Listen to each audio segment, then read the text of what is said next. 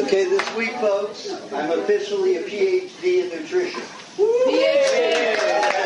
What did you go to college? I got an honorary doctorate through a college in London. You didn't have to go to London? No, it was email and correspondence. And they accepted both of my books as my thesis and dissertation. Both which books? And they gave me magna cum laude. Wow. Not summa cum laude, magna cum laude. Wow. I thought I deserved. But what they did was, my grades were low on the English because they have their different ideas about English. So my B's were in English. Let me take you to that.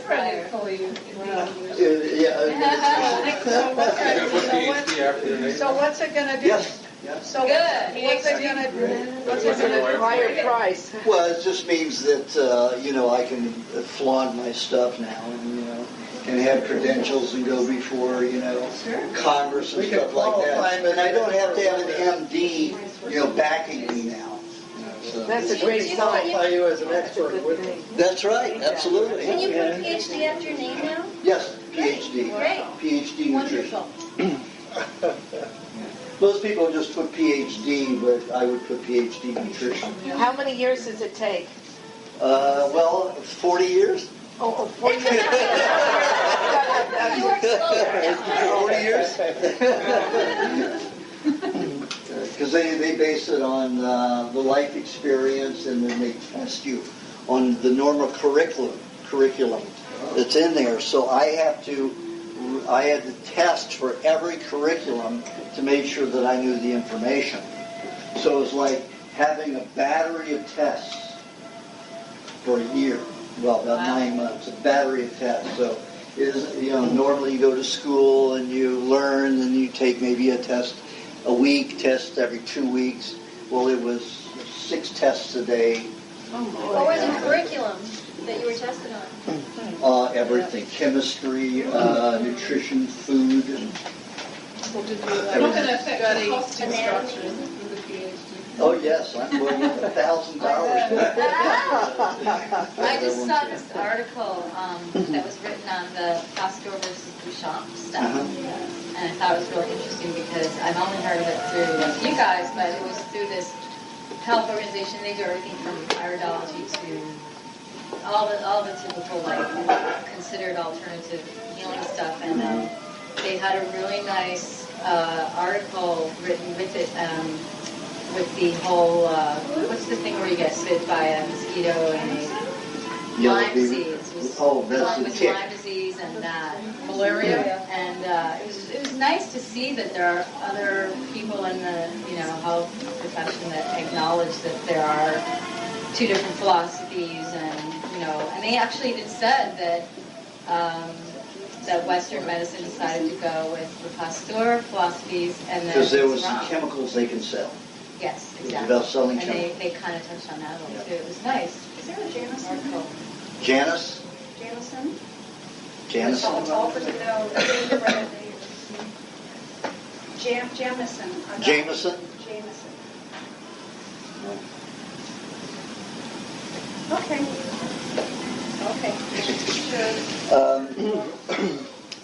Going to talk about a little about everybody's, being alarmed with this avian flu. Yeah. It's a hoax. Yes. I'm sorry, Yeah. which flu? Bird flu. Avian flu. I don't have a clue. Bird flu. Avian. Does anybody remember? I don't know if everybody old enough remember the swine flu in the mid-70s, 76. I remember. Ford gets on there. And who's our vice president at that time? Bush. David Rockefeller. No. How many pharmaceutical houses did he own? A lot. 5. Got Ford to go on, take the swine flu shot. Ida Honoroff, a consumer advocate that was franchised on radio in about 80 markets in the United States, and a Dr. M.D. McBean, both women, filed suit against Ford, against Rockefeller, and against the federal government and the the medical officer of the government, Surgeon General? the Surgeon General, saying that the swine flu was a hoax, that it was going to kill a lot of elderly and children, because what Ford did at the behest of Rockefeller, he bought $8 billion of the swine flu vaccine to give us. So McBean and Eineroth, with the publicity that they got from that suit, the networks at that time and the radio stations weren't all owned by the big conglomerates at that time. So they advertised it. They were there at the polls where people were getting their injections. The first week, 2,300 people dropped dead within 3 days of having the swine flu. So $7.2 billion went into the vaults. And then popped to present day. Well, wait a second. Did you say they got sick after, they dropped dead after they had the injection? Yes, after they got the swine flu injection. Okay, so So they stopped doing it. So they stopped doing it. So $7.2 billion of the vaccine was left and went into the vaults. Don't tell me that's what they're giving now. That's what they want to give. They're pulling it out and relabeling it as avian flu. Oh my God. Oh, God. Not only that, is we already paid for it once, and Bush comes out and says we're going to pay $7.2 million for this vaccine. We're going to double, pay them twice. Who's going to pay it? And they're going to pay a pharmaceutical house just to take it out of the vaults, relabel it, and issue it to us. But they have to refile. But who's paying what? The government is paying. The government is paying for you to have a shot. Yeah, it's free file. Because all they have to do is Out of our test it tax for money. sterility. Out of the What's tax it going money in is it? going This into one, that. what's it performing? Well, you have to understand a virus is not alive. It's not a bacteria. It's not a parasite. Viruses are protein bodies that are made as solvents intercellularly. When the cells do not have a bacteria or a parasite to eat the degenerative waste that is accumulated intracellularly and sometimes extracellularly, it will make a solvent to dissolve those compounds. There are over 500,000 viruses because viruses are very specific solvents to dissolve very specific tissue intracellularly. And, you know, the medical profession and scientific community says, oh, we see this virus that's tearing apart the cell. But if it's not out of its proper environment, it rebuilds properly. It's a detoxification. But in the petri dishes, it doesn't do that. It doesn't heal because they're not feeding it properly. It's not in the right environment. All viruses are retro. They're recombinant immediately within 48 hours. The virus does not look the same because a cell does not need a virus to dissolve that kind of tissue for more than 48 hours. So any virus vaccine that they make was obsolete 6 months before it's on the market. It's obsolete in 2 days. So the whole vaccine immunization programs that are out there are all a hoax. They're all for money making. And they will harm you. They've got thimerosal, aluminum, formaldehyde, at least those 3 elements in all of them. And you know they're allowed to put those, you know, formaldehyde is an absolute no-no in any food or anything like that. Anything that goes in the body, it is illegal. So is mercury, except in aluminum is allowed. But mercury and formaldehyde are not allowed in anything, any kind of food, as any kind of preservative. But yet the FDA gives the pharmaceutical houses permission to inject that into us. Concentrated, injected. In concentrations, yes. FDA? The FDA gets permission? The FDA gives permission Oh, gives permission. to the pharmaceutical houses to poison it. So a lot of people are saying, I issued an email about Senate Bill 1873 and House Representative Bill was it 3909, something like that. And they were about absolving the pharmaceutical industry of any harm done by vaccine. Great. Yep. And 3903 is about forced vaccine. It means they can tell us to take this swine flu, this avian flu, which is really the swine flu I'm surprised vaccine. they're not doing it already. They are in schools. Oh, they are in schools, yeah. But there's an out. With that bill, there would be no out for anybody. However, they do not have the legs and the bodies to enforce it. They'll use it to scare people, and most people are afraid, and they will do it. Right. Just like there's a lot of parents, probably there's half the parents in schools that don't want to give vaccines, but they give them because they're not told that there is a waiver on the back of that form that they sign that says they don't have to take it if they object. And that's in 16 states. And California is the easiest. Some states you have to, it has to be on grounds of religious belief or medical, medical, whatever it is. But most people are just going to be afraid, and they're going to accept the vaccine and get sicker in their lives. Now, when I look into the iris, most of the time I find the mercury stored in the stomach lining, the aluminum stored in the intestines. So every time you eat a food, the mercury dumps into the stomach, into the food. Then you digest that food, and it poisons the small intestines, sometimes the large intestines, and then moves out with your food to poison your whole body. So it's slow poisoning. Now, not everybody does it store in the stomach. I would say it happens in about 25% of the people I see. It stores in the stomach. And there are people that hadn't had vaccines since they were children. And they are just now getting to the point where there's no more in the stomach, but it's all in the intestines. So it's damaged the intestines. And the people that are, over 50 are ending up with symptoms of Crohn's disease or completely malabsorption because of the mercury.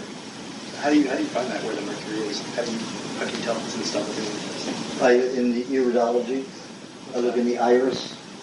I don't know what that is. Okay. Well, yeah, it's called iridology. It's a study of the iris that shows the iris is set out into patterns of the body. And then you know where they are, and you just search in the iris. Well, I still don't get the difference between the mercury, the bad mercury, and then when you eat raw fish, the mercury that's in that. Well, that's a different subject. Oh. Okay, so let me finish with that. You save that for Q&A. No, I got another one, so we'll Okay. let that one go. Well, if anybody wants to ask that one, I'll answer That's the that. lecture part and then the You Q&A can take after. mine. Yeah, right. You can take my question. Okay. Okay, so what I recommend that people do who have that kind of malabsorption or digestive problem when it's related to mercury, that they have to eat cheese with everything. Now, cheese, as long as it isn't mixed with honey, directly with honey, will not be absorbed. It is a dry, enzymeless food, even if it's raw and unsalted. So it's going to act like a magnet as it goes through the intestines. And it's going to draw toxic substances, heavy metals, anything that's concentrated in minerals. And remember that the body uses calcium as the major binder of toxicity because it's in high amounts. But it can use all kinds of minerals. But cheese is high in the calcium. So when it's traveling through the intestines, and as the lymphatic, the neurological, and the blood flows through the intestines. If there's enough mineral magnetism from the cheese in there, it'll pull those poisons out of those three fluid systems and into the intestines, arrest it, and pass it throughout the feces. If you eat honey directly with that cheese, you've added the enzymes which will make that cheese a food.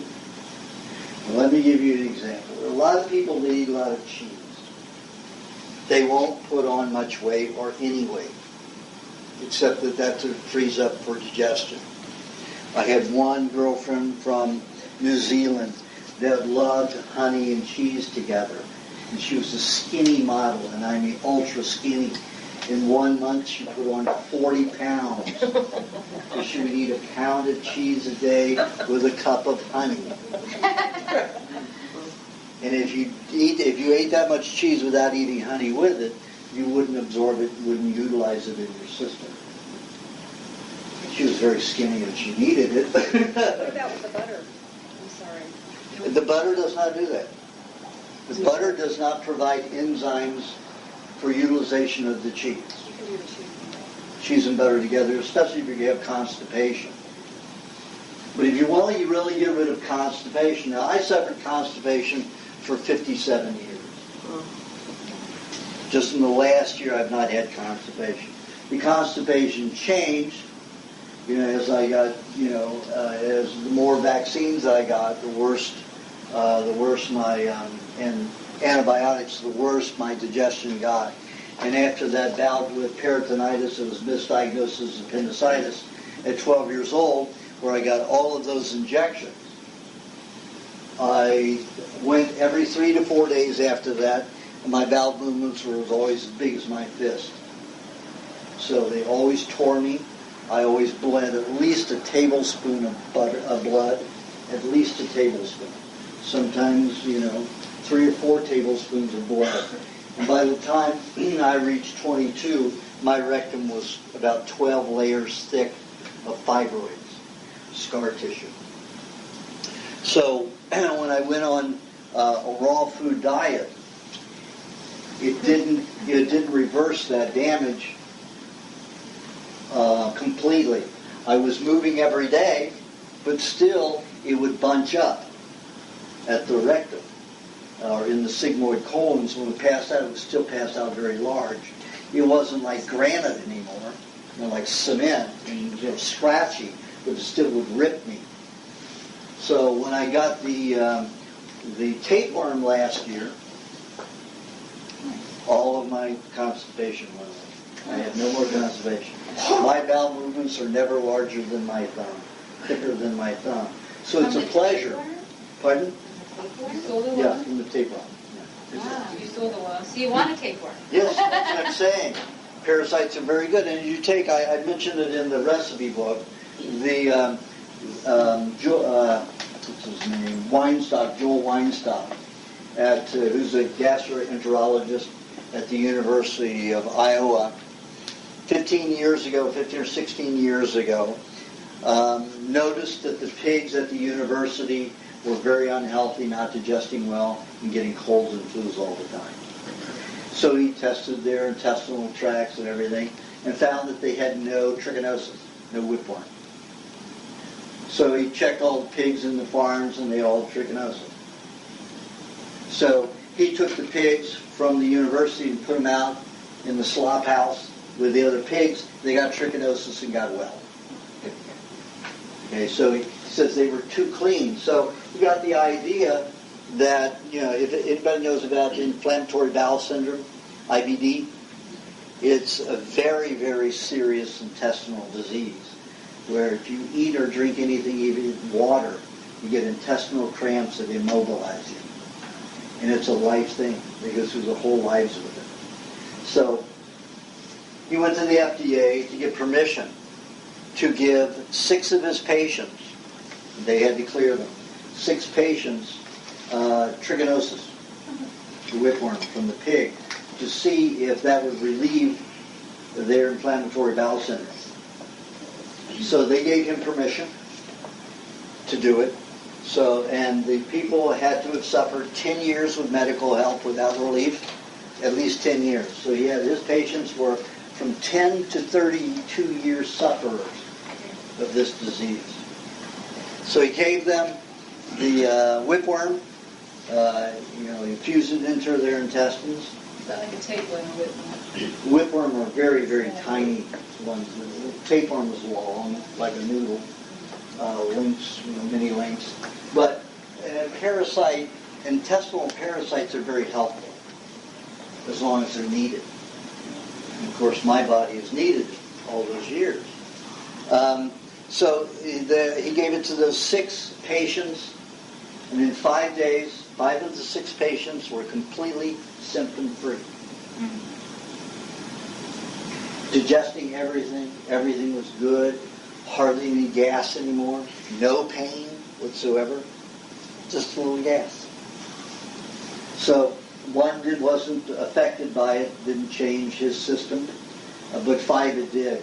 And then 5 months later, because they were eating the same garbage, they were back knocking on Dr. Weinstock's door for more parasites, more trichinosis. And we're taught, how many times do we hear, trichinosis, from pigs, it's awful, it's awful, it's awful. Should we eat pork? Where did you get your work? Well, I forced mine through a milk detoxification. And I'm going to talk about the detoxification. What I did was I took raw milk and I fermented it, in a cupboard during the summer, a very hot time, that it was so full of alcohol that it burned my nose when I opened it. And I also put a little maca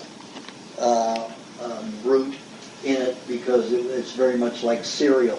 Where do you get And that? I ate tremendous amounts of cereal with my milk as a child. And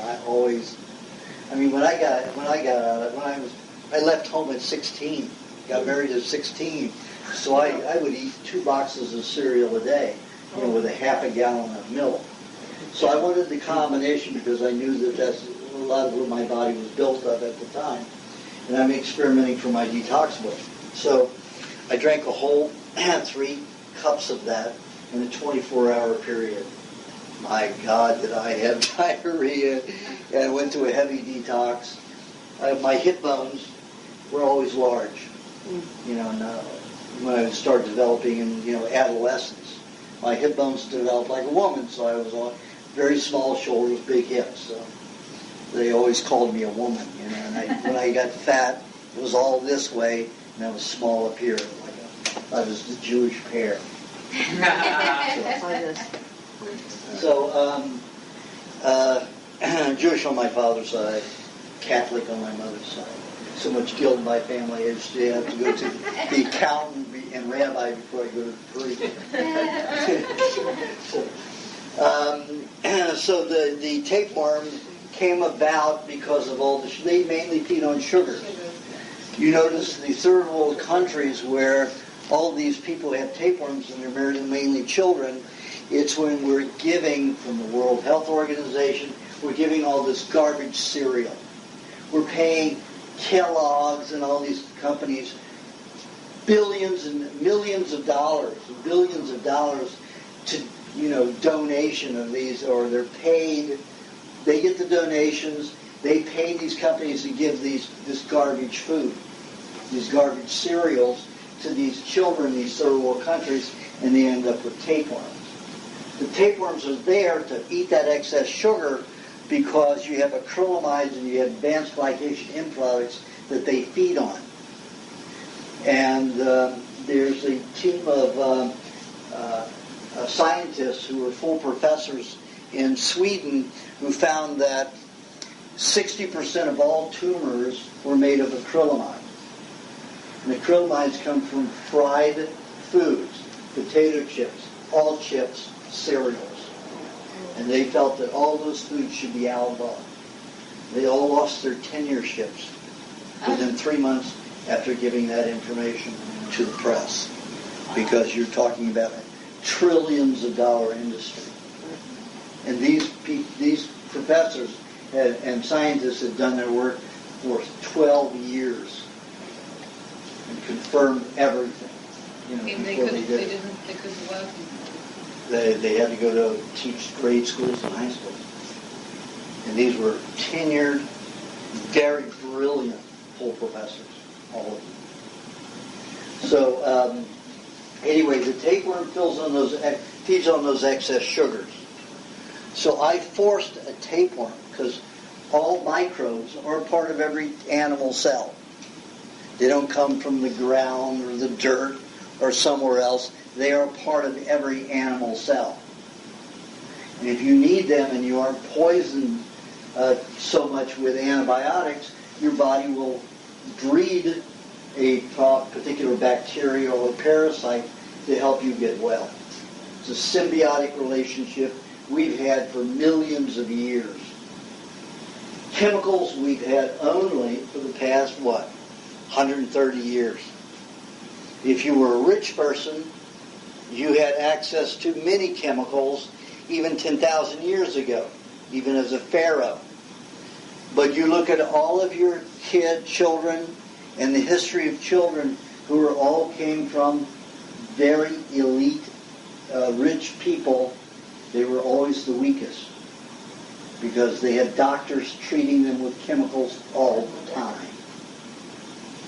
Your farmer kids and poor kids grew up strong and healthy because they were never subjected to that chemistry. Poisoning of mercury and formaldehyde and bloodletting and all of that stuff that creates and deteriorates the whole, the health of and construction of the system. So that tapeworm has been a blessing to me. But since my rectum, it's like a woman having a baby, unless her vagina comes down again, it's very large. So my rectum is very large, used to these big things. So sometimes I wonder if I could, make it to the bathroom because those muscles are not used to small feces. They're used to very large feces. So, sometimes I wonder if I'm going to make it to the toilet. And instead of having one huge movement, maybe this long, not literally, I've had movements on a regular basis this long and that big. And I mean, you see me going to the toilet before, it was,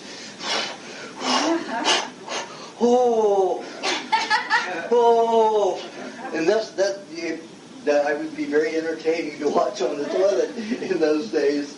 Now I just sit there and wow, it's all over and it's clean, but I'm on the toilet 4 or 5 times a day instead of one big massive dump. But that's all an adjustment. But it's been very favorable not to be having my rectum ripped and bleed every time I go to the bathroom. Literally every time I went to the bathroom for 57 years. So, do you see the last 8 years. Pardon? Do you see the head of the worm sometimes? No. They look like noodles that come out in sections about this long, anywhere from an inch to an inch and a half. And they look like a flat noodle, like you cooked it al dente. The head's still in you. No, I've never seen the head. But last year, 3 months after I got it, I started. 6 weeks after I got it, when I first noticed some sections, I started craving onion, and I just ate a half of an onion in one sitting, and then I went to the toilet the next morning. Out came 36 feet of tapeworm. They don't like onion. Pardon? They don't like Obviously. So I went, oh no. It took me so long to get a tapeworm. After the chemo and radiation, I was so sick, so contaminated, no bacteria. It was 36 feet. I pulled him out and measured him. So there's different What ones. color is But, that'll stretch 100 feet. You have to take them out and lay them gently because they stretch. So there's the little worms and then there's the big tapeworm. Yeah, there's a long, two separate big things. tapeworm. Yeah, they're two different worms. I had like Trichinosis is a very small little whipworm. So you want the trichinosis. But do Either you one. want the The tapeworm? trichinosis is better. If your body needs it. Pardon? If your body If your body needs it. Right. Yeah. Can't And I don't know anybody who doesn't need it. you contaminate others, though, with their feces? Are they going around eating it? Yeah. Well, toilet seats. No, you can't get it from the toilet seat. That's what the foot says. That's a lie. I tried to get worms many times. I tried to eat them and infuse them, and I could never get them. The way Joe Weinstock did it was he put it in Gatorade. What? Gatorade. And they drank it in Gatorade. Gatorade is an alkalizing substance. So it completely neutralized the hydrochloric acid. So it didn't destroy the eggs as they drank the eggs from the whipworm. So they were able to breed in the intestines. That's how he did it. Now, I never thought of that.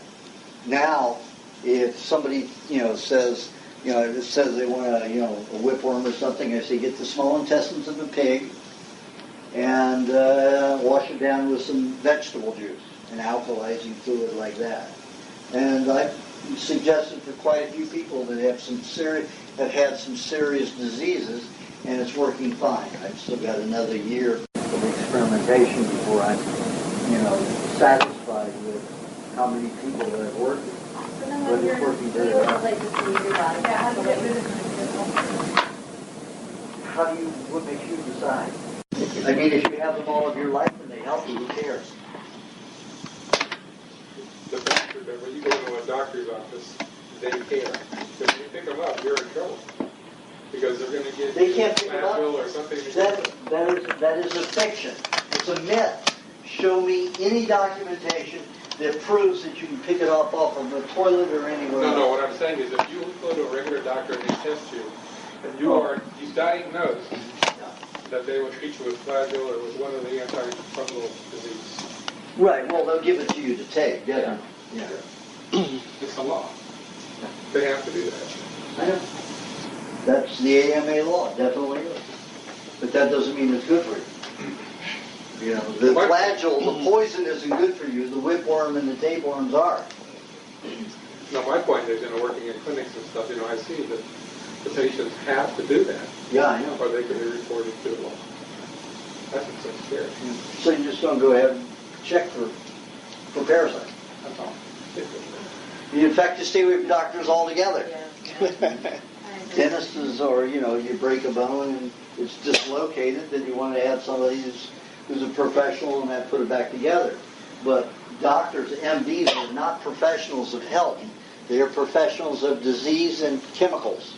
That's all they know. So they're not people. It's like, would you go to the guy who's flopping hamburgers at Jack in the Box to learn how to be a millionaire? Or you go to somebody like, Donald Trump. So if you want health, you don't go to an MD. Who do you go to? You go to food. Yeah. Somebody who knows how to, I know, how the food affects the body. Go to my books. Professionals of health for referrals? Pardon? Do you know professionals of health for referrals? The consultant wouldn't to get care for these kinds of things? Or broken bone? For example, No, if you have a broken bone, you can just go to any bone specialist. There are a few of them out there, quite a few.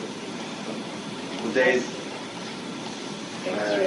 they do it without a cast? Without x-rays? Not cast. Without Cast x-rays, them. you say? Cast them. No, don't usually want to put a cast on Need it. to get up yourself. Yeah, if you want to. You Because have the to body what? will build its own cast. But how do they have to take x-rays, you say? Well, when I was in the automobile accident in Thailand, and this kid hit our bigger SUV than I was in, hit his broadside. I was in the back. There are 3 seats. Here's the passenger and driver, and then the second passenger seat, and then I was in the third in the back. And hit us so hard sideways, the car flipped over 3 times. And my head went through the one of the windows, completely knocking it out. Had shards of glass in my skull. Knocked part of the skull bone in about 1/4 of an inch. Broke my clavicle and collarbone. You still see the lump here. It hasn't healed yet? Oh, it's healed a lot. Oh, But this thing was as big as a softball. Half of a softball. Pardon? Yeah, that was 4 months before that. And I went to the hospital. I woke up. When I awakened, I went unconscious. When I awakened 40 minutes later, the car is upside down. They're trying to jackhammer open the doors, and they can't get the back doors to me. and the real estate agent who was with us, who was about 27 years old, she was laying across on top of me, bleeding out the head like crazy. And they were trying to get us in because all the other people had gotten out, a monk and 2 other people and the driver. So they got all of them out, but they couldn't get to us. And this guy takes a fire hammer, and he's going to bash this window out that's this far from my head. And I started freaking out when I woke up. I saw him coming. There was one guy jackhammering over here, and I knew that I was going to be in trouble. So I started yelling, and I realized I was in so much pain and so dizzy. But I kept scooting myself out, toward the one door that was cracked open about this much. And I was scooting out, and when they picked me up to get the pain here was excruciating, and I passed out again. I mean, everything just went blurry and black. Time was like one of those weird dreams, that I was in different times and different spaces and everything. But I knew that if I went to the hospital in that kind of condition, they'd had me on machines and tubes and everything. So they put me on a gurney, strapped me down, strapped my neck and everything in case I had a broken neck. And it was excruciating pain because I couldn't be in any position without this shoulder hurting so badly. So I got to the hospital, and I knew if I were on a gurney, they would not take me seriously. So I said, I have to get off this gurney and I have to get into a wheelchair. I want a wheelchair. So I got into a wheelchair. It was such a relief because when I put the arm on the wheelchair, most of the pain in here, well, it subsided to the point where I could tolerate it, where I wasn't just dealing with pain. It was pretty severe. And I knew that it could have been dislocated, out of position. So I said, you get 2 x-rays from here and from here, or here and from the back. But that's all you get is 2 x-rays, because they'll usually do 10 to 15 x-rays in a situation like that. So I said, you get 2 shots at it, and that's it, make it good. So they did, and they saw that everything, even though my collarbone had gone all the way through, gone through my neck and back, it snapped right back into place. In place. So yeah, so I didn't have to have any surgery or anything. And when you've got a cast like this, it changes the position of that bone, so they couldn't put a cast on me. So they just had a brace that they put on. And as soon as I got out of it, the brace came on. So my body built its own cast here. So this was the size of a hardball, half of a hardball. And it just keeps going down. It's been 1.5 years since the accident. So it's getting smaller and smaller. But your body will create its own cast, if you allow it, which is much stronger than any kind of a cast, and it will heal more properly. Because they said that I would never be able to move this arm again like this. I would never be able to hold it up to my head again, and that would be it. So, and within 4 months, I was painfully moving it like that, but I could move it like that. And after 1 year, no pain whatsoever. And that was when I stayed there. Okay, now we're going to get into Q&A. You have a question, Louis? Yes. Probably a good question about supplements for everyone to hear it.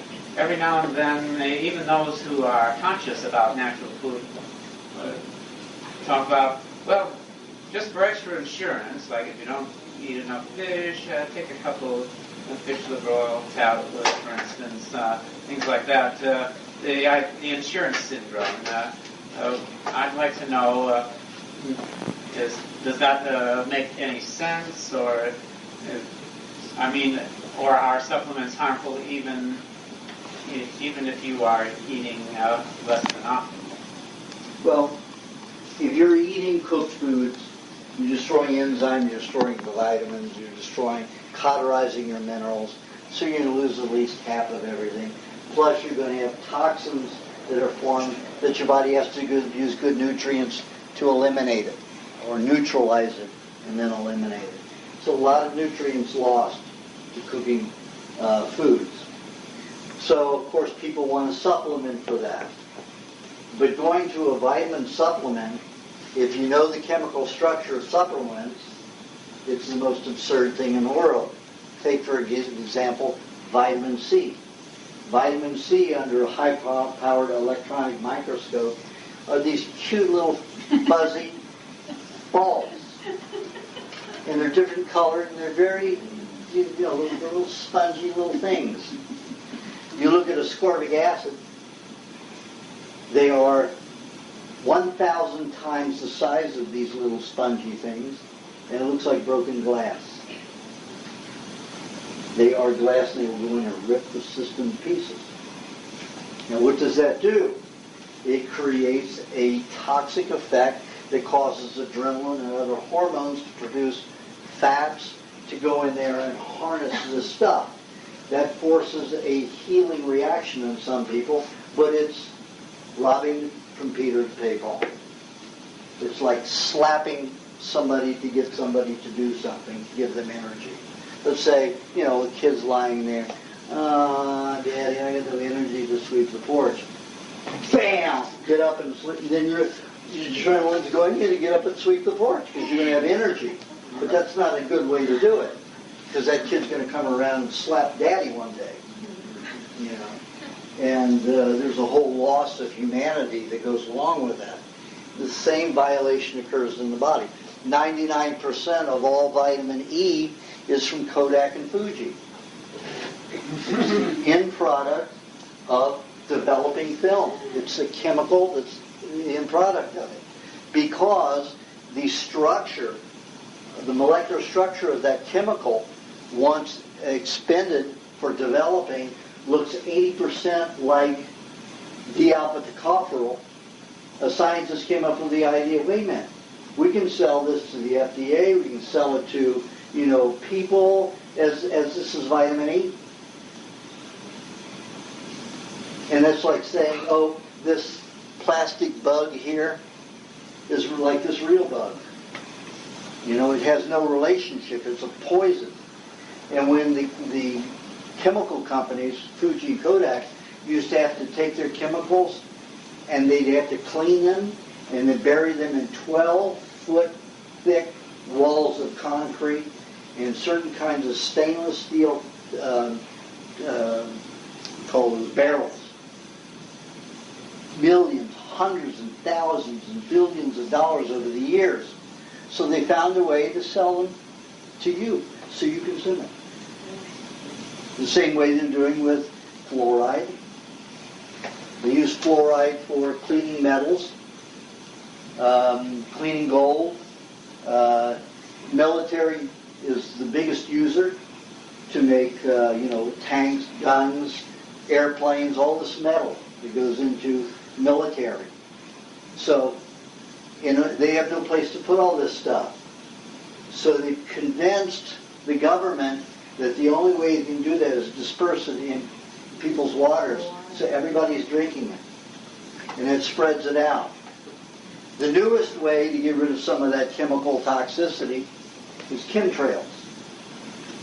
So the aluminum and the barium and some of the cobalt that's used in military industrial waste is now being sprayed in the skies over your head.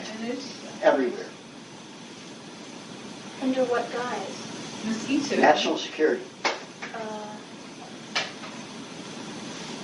Like to kill something? No. They're saying it's to create some kind of a radar security thing for national security. Create some radar fluid, which is absolutely absurd. Aluminum is not a transconductor of anything. So what would be good if we happen to have that now? What would be good for the dog? Well, you just have to, make sure you're eating your fats, not be skinny. They call it seeding the clouds in Colorado. I don't think they call it seeding clouds because it doesn't seed clouds. Well, that's their excuse for what they're doing up there. Could be. Or maybe they're doing someplace, they're also. But I mean, in all the research on chemtrails, nobody's ever made that claim. They're not seeding anything with aluminum because it doesn't create that kind of environment for seeding. Many ways to do They're that. keeping it a real big secret because I listen to the late night talk shows sometimes and they talk about that subject and nobody seems to have a handle on it. It's like a big secret. Well, if you know the military's waste products from, the steel mills and all of that, they are responsible, they've agreed to be responsible for the waste. So they're spreading it over us, putting it in our water. I just read today that the amount of ABV in children is up to 1 in 300 now in the state of California. Only 1 in 300? Due to is that a small amount? I mean, Oh, no, you're talking about probably 50% of children. 1 out of 2 has mentioned ABV. to the toxicity of food and air. Oh, yeah. Yeah, food and air. That's all the And water. shots they give them. And the shot. Oh, yes, everything. This is poisoning them, making them very, unable to focus and concentrate. Also, the FDA says your protein level should be 9 to 12%. Hello. You need a lot more protein to be able to deal with a lot of toxicity in the system. So in an environment like ours, the diet should be at least, 15% protein. Minimum 15% protein, calorie-wise. And, fat should be 80%. No, I remember Carbohydrates only 5. in the 60s they had the 4 food groups and all that, and Yeah. then they changed it to that pyramid. I'm like, Oh, yeah. who decided that? Yeah. All of a sudden The it's USDA. all grains and vegetables and then a tiny bit of protein at the top. It used to be 25%. But for the masses, they can't afford the protein, so the carbohydrates are more filling. But then you just deteriorate health. But that's what they want to do. Obviously, they don't want people to get healthy. It's not about that. If it were about that, there would be vaccine. And there wouldn't be war. It's about genocide. Making money from genocide. And does anybody know who Prescott Bush is? Yes. Grandfather to our present, fascist in office.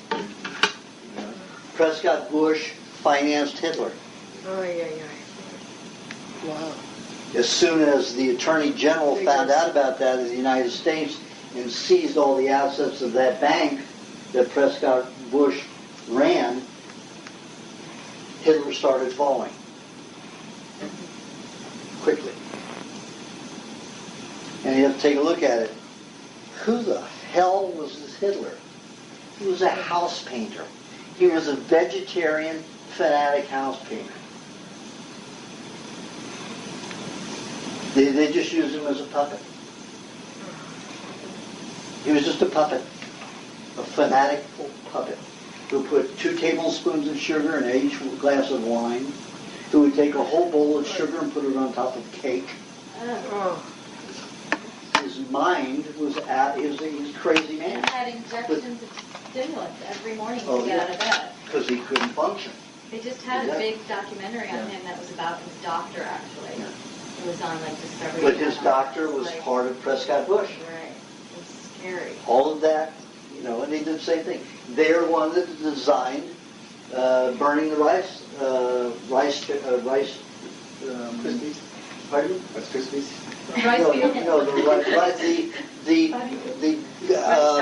The government building. Reichstag, right? Reichstag. Oh, Reichstag. Reichstag. Oh, yeah, Reichstag. Oh, nice. Reichstag, yeah. Reichstag. So they burned it to claim, we need to take constitutional rights of the people away for security. So what do we have? The towers. We had the Twin Towers. And where's our architect? He's gone. I studied architecture. Rocket fuel burns at 1,688 degrees. The size of those beams and the Constitution took a minimum of 3,200 degrees to cause them to bend. That's bend, never disintegrate. If you notice, they just kept explosives all the way down. That was just a regular demolition. Who could have done that? So, anyway, reading politics. Get back into, health stuff. Do you think his anger was also his vegetarian? Yes. Oh, yes. Yeah. Well, he believed he was, he's going to turn the world into vegetarian. I mean, that's why Hitler, there's yeah. so much anger in the Middle East. Why? So many of them are vegetarian. Yeah. Really? Don't they They eat eat grain and that's it, and vegetables, because And a lot of them are poor. all of those also. carbohydrates don't cause the brain to function properly. Because according to Columbia University, the advanced glycation end products and the acrylamides from carbohydrates make the blood and the neurological system very sticky. So the cells start sticking. The neurons, the axons, the ganglia get congested with this sugar, and everything misfires. So you don't think properly. You're not clear. So you vegetarians are heavily into that. And the less protein you have, the more those advanced glycation end products and acrylamides collect in those systems. So you're going to have a lot of ADD and a lot of problems. Did you experience that when you were a vegetarian? Oh yes, I was a fanatic. I Oh was, yeah. I wouldn't even lick a stamp because it didn't have Yeah. gelatin on it. Yeah, you had yeah. And all, but I mean, I was brutal. You're a murderer. If you eat meat, you're a murderer. I was that way. So They mean like meat. I was much more grounded. Yeah, I was grounded. I mean, when I first went to San Diego, right after my book was published in 1997, went to the health convention and I spoke, and I had a table there with the publisher. And this group of vegetarians, raw food vegetarians, came up to the table to talk to me. And I'm sitting there talking very calmly, and they're, furious and furious. And they went on for about 45 minutes, and I was just very calm, let them do their thing.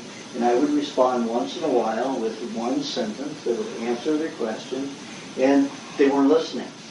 So I had a mirror, a little mirror like this, and I held it up and I say, "Do you think that you're calm? Do you think that this no-meat diet is good and makes you non-angry and non-violent? Take a look." Every one of them was foaming at the mouth. They had this white foam coming out of their mouth. And you could see, and I held it up to each one of them. And I said, "Look at me and look at you. You tell me who's angry and who's violent." And they walked away. They got it and they walked away. And they never bothered me again. I went to the Living Lighthouse and had that same experience. Yeah. It was awful. Okay. You have a question? Talk about traveling. Food with travel. What do you take? What do you shop for? I take butter, honey, and cheese. That's it. I can get eggs and meat anywhere. Butter, In the world. Cheese, yeah. and cheese. Butter. But now I know when I'm in Asia, and I know where to get honey now, so I don't worry about the honey. So I would take cheese and butter. You refrigerated? Yeah, of course. Yeah, I keep it in a cooler. Like when I go to Asia, I'll take a half a pound a day of butter. But what about the X-ray? I take it to the, when I'm going to China Airlines or Japan Airlines, whoever it is, I take it to their officers, their officials of that airline, and say, this is the circumstance. I had cancer of the blood and bone. I had a lot of X-rays. I had radiation therapy. If my food goes through, I'm going to get nauseous if I eat this. So what they do is they have it hand-checked by TSA, and then they hand it to a baggage carrier who walks it to the plane, gives it to them, and they give it to me as I board the plane. Wow. You don't need a special doctor's for Not, well, it always helps. Yeah. But, if you're calm and, collective enough, you can talk to me. What do you do with the cheese that you take with I eat it. Yes, but do you eat it like before your meals and after your meals? No, I eat it as a mineral supplement, you know, depending upon what I feel I need. One time I was without butter for about a week, and the only way I could be satisfied was to eat a coconut, whole coconut with all the meat, you know, the mature coconut, had all the meat. So I'd eat one of those every 1 to 2 days, and that would satisfy that intense hunger from not having dairy and the cream and the butter, you know. Just so relaxing and calm. But eating a whole coconut. You mean you can't get cheese over there, or do you just take it? Not raw and unsalted. Milk you can get. Well, I get goat's milk, Yeah. you know, but that's it. You know, from some of the Muslim, you know, people. Because they do breed goats and they do have goat's milk. And you have to go to the outdoor markets to get it. What's different? You know, they got people on the street that sell these wild hives. They're still on the sticks, you know, from the trees. Wow. And they just put it in a bag for you, you know. So, I mean, it's got all the pollen, the royal jelly, and everything. So it's a wild hive has Where's all that? that in it. That's Thailand. In Thailand, in Vietnam, in Bali, Malaysia, Indonesia, all in Cambodia. I found it everywhere. And right in Bangkok, you know, I'd go into, you know, where these peasants were on the street. Why do you have this? Because it's much more primitive. You know. People are a little bit more connected with Earth.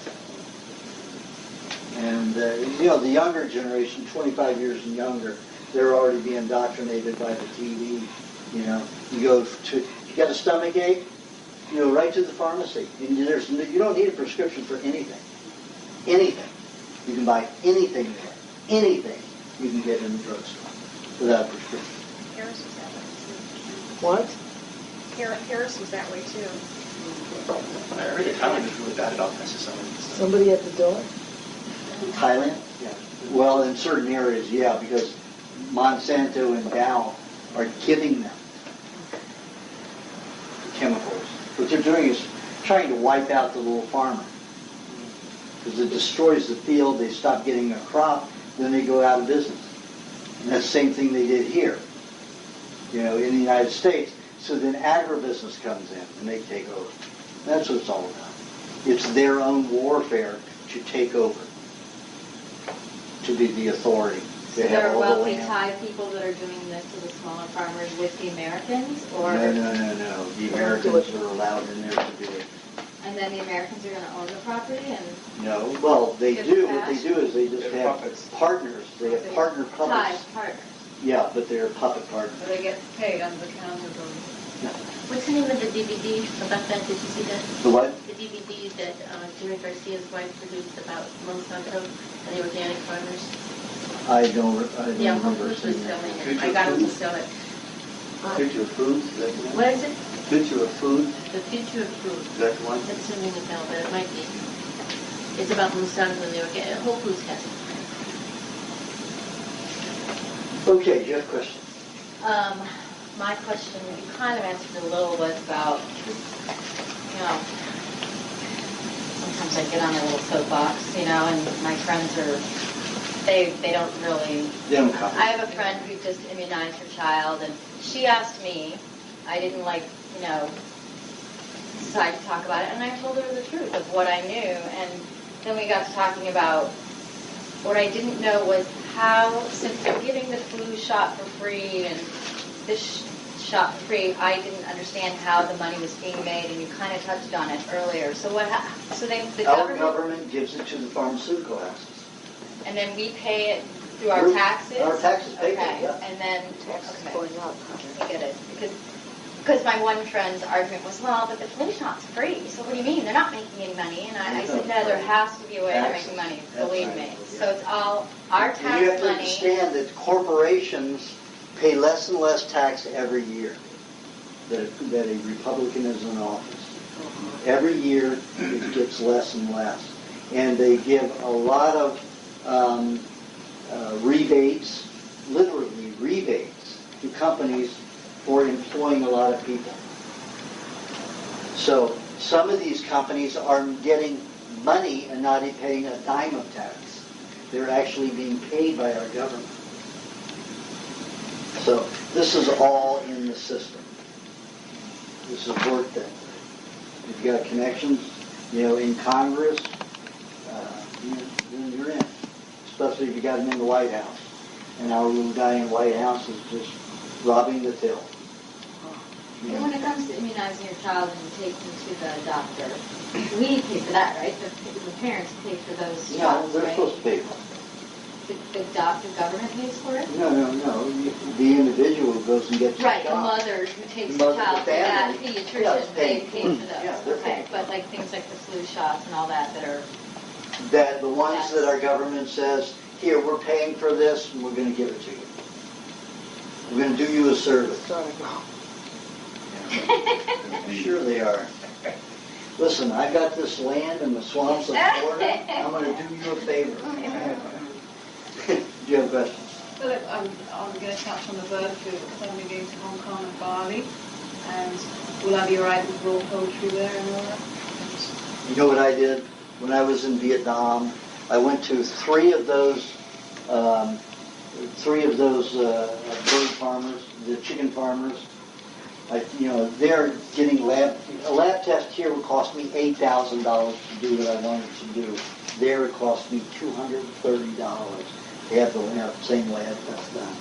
So I had it done on 8 of the birds of each flock. Now, one of them had any indication of having a flu. Again, they're trying to wipe out the little farmer so the big agribusiness companies can come in. That's what it's all about. And also they're beginning to building up, the SARS and everything, building up now with this big sale on bird flu.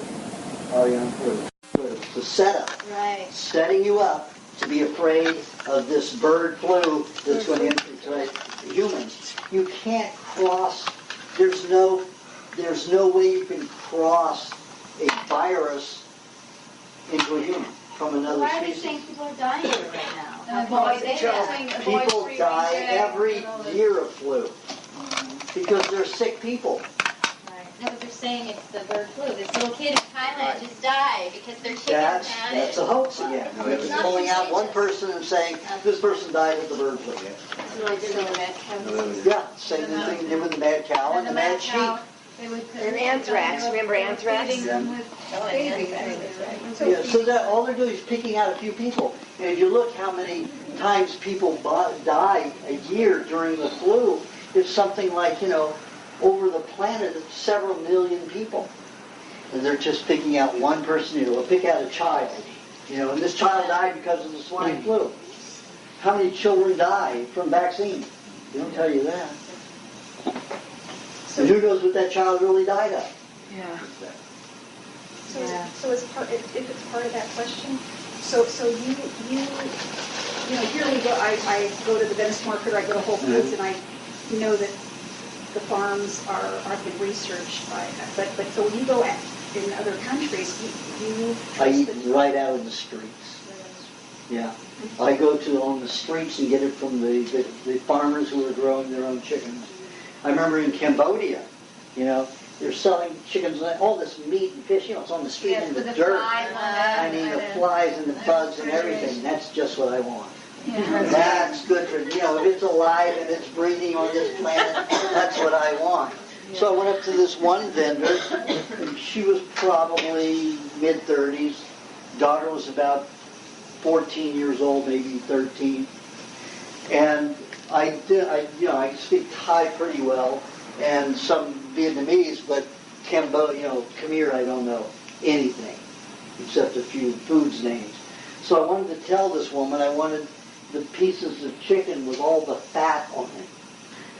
And they're used to the Americans not wanting fat on anything, And she starts ripping the fat off. And I said, no, that's what I want. She still didn't get it.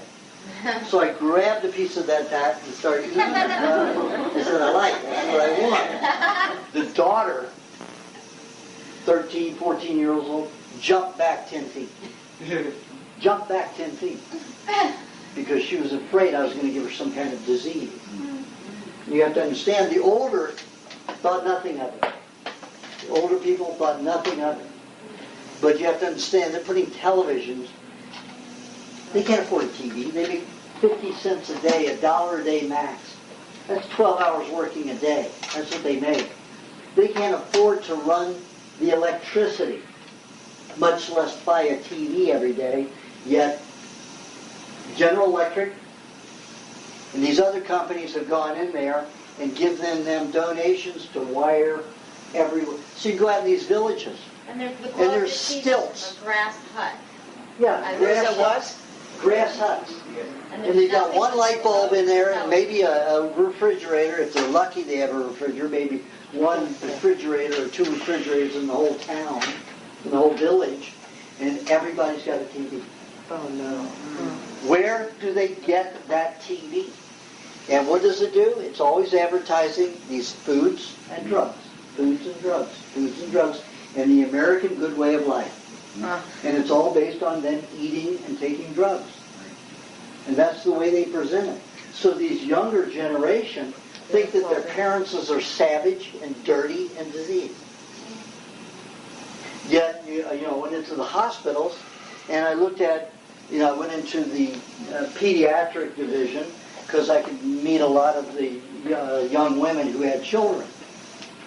100% of them had stretch marks. And we're talking 16 to 20-year-olds. Those are the only ones I saw. 16 to 20-year-olds. Some of them, the stretch marks were actually plasticized. Plastic, shiny plastic, from the garbage food that they're eating. Because they're eating Coca-Cola and McDonald's and all the garbage foods that have come from America. I don't understand that. You're saying that the food that they're eating causes this. Causes this. When they get pregnant? Yeah, after they have the baby. Their skin isn't elastic like, and their mothers don't have it. They've had 5 children and they don't have any stretch marks. Maybe they've got those old rolls, but no stretch marks. And these young girls, stretch marks. Every one of them has, and I probably saw altogether in Cambodia and 4 hospitals in Thailand and 3 in Vietnam. 100% of those young women had stretch marks. Some of them actually looked and felt like plastic. Yet these children are being brainwashed. The American way is chemicals, drugs, processed food. It's your savior.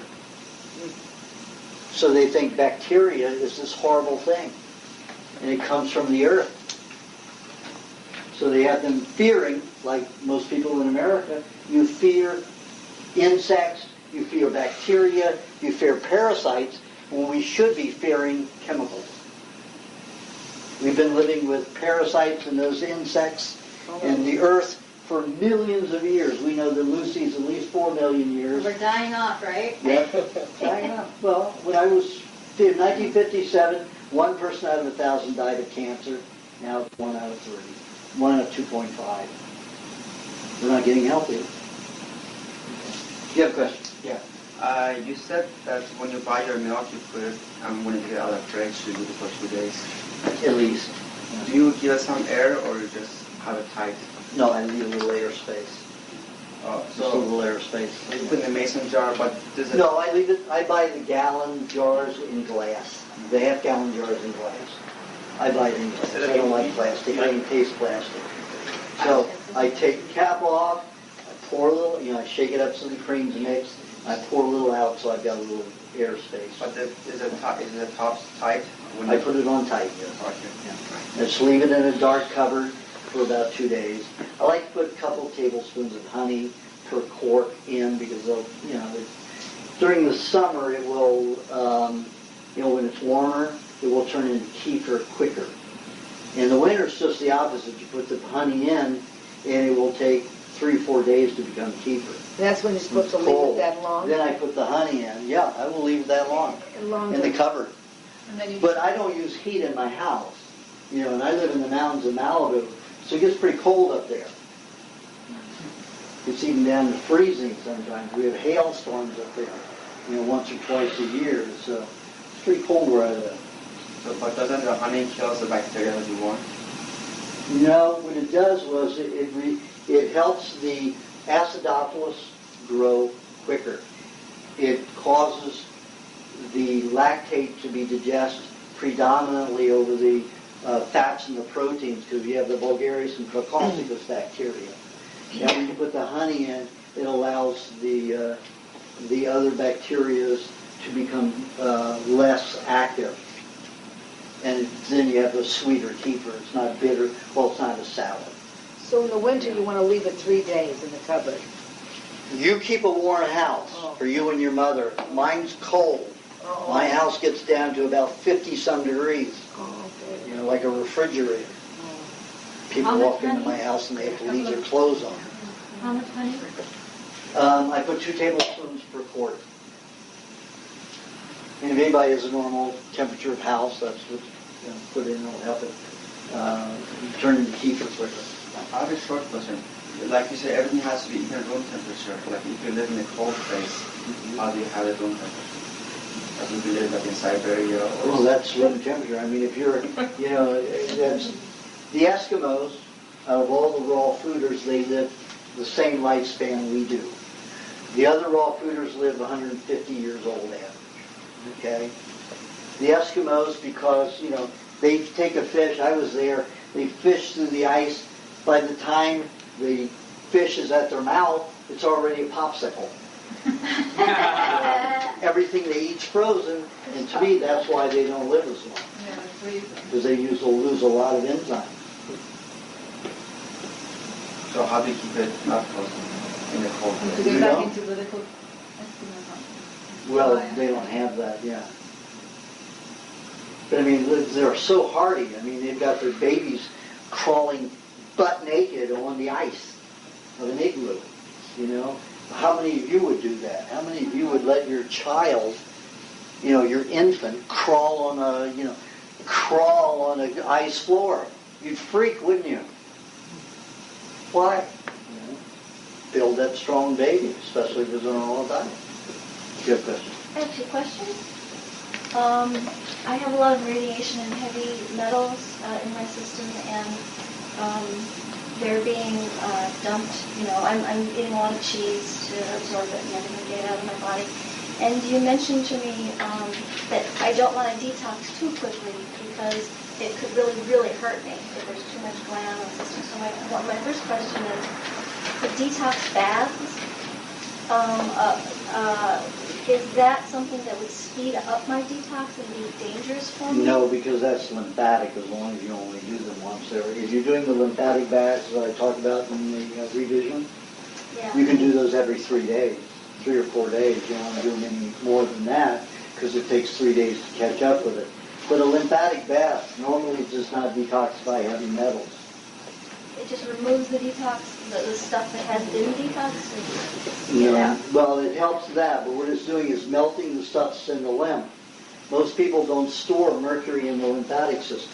So actually, I didn't get it from your book, so I don't know if this is the lymphatic bath, but someone told me about putting some milk in the hot water, some salt, some apple cider vinegar, some coconut cream, and getting to 102 to 105 temperature. Right. Is that the lymphatic? That's exactly my lymphatic bath. Okay. And a question. Plus, you drink a pineapple mixture with coconut cream before you get into the bath. Do you drink any kind of liquid while you're in the bath? Well, it's better that you don't. But you can, let's say you have some milk, that's okay to drink, and there's some kefir, would be okay. If you need some water, it's helpful. Okay, and my second question is, what do you think of hyperbaric oxygen therapy? Awful. Really? Awful. Every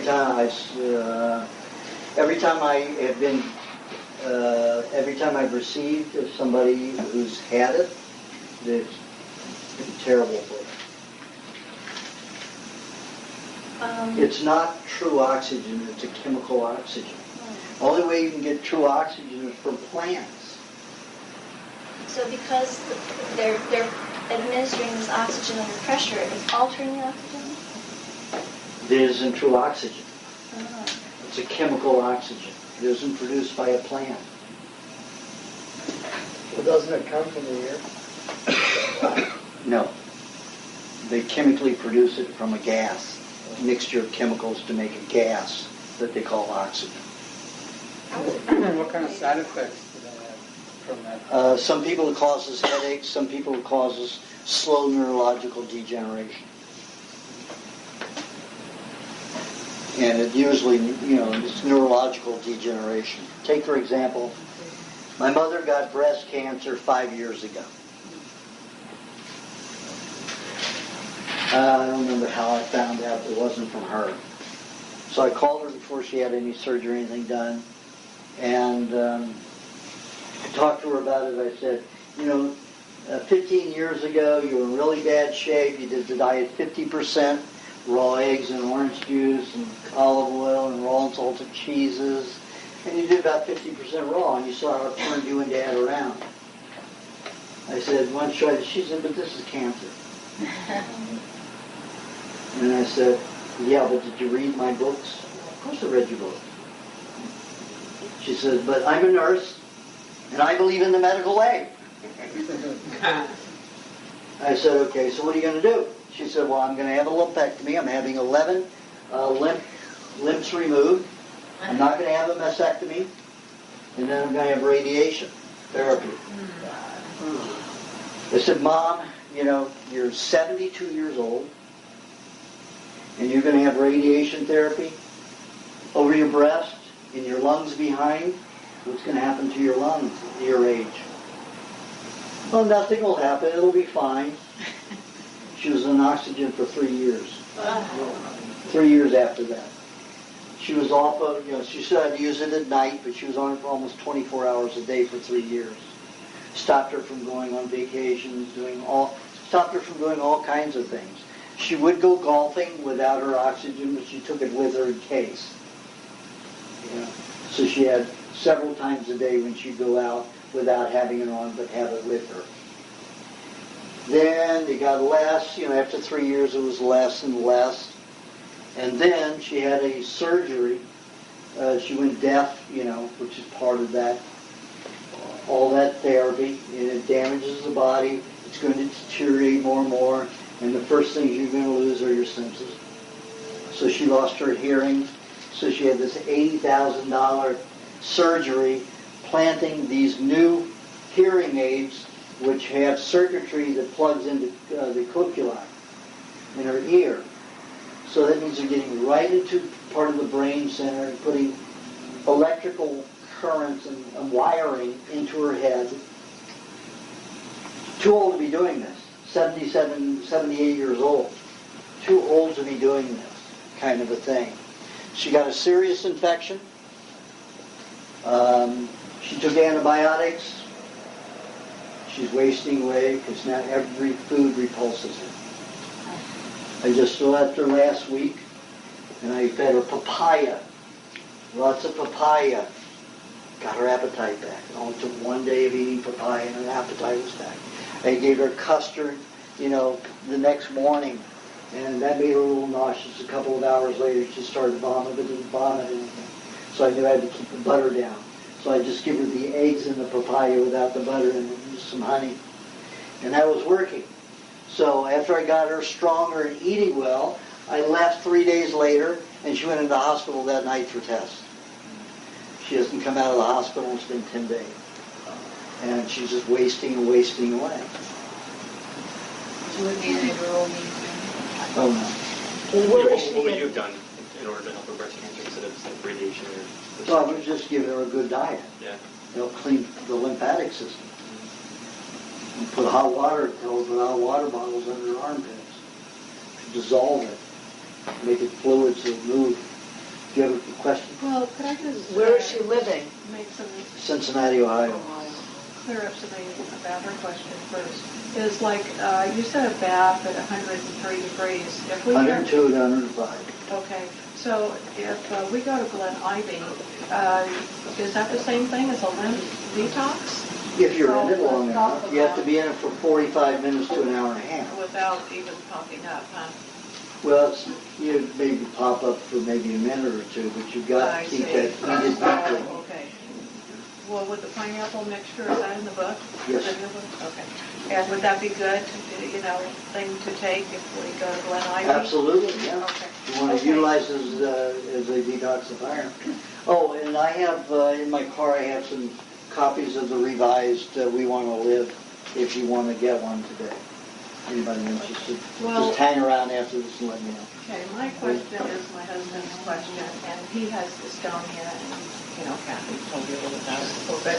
He said that he wants to know if you write that the meat has starch. Is it possible that the nut formula is not necessary except for extra starch? And that if one eats enough meat, that they could even skip the nut formula, especially if he has a serious neurotoxical, if it initiates a neurotoxical detox.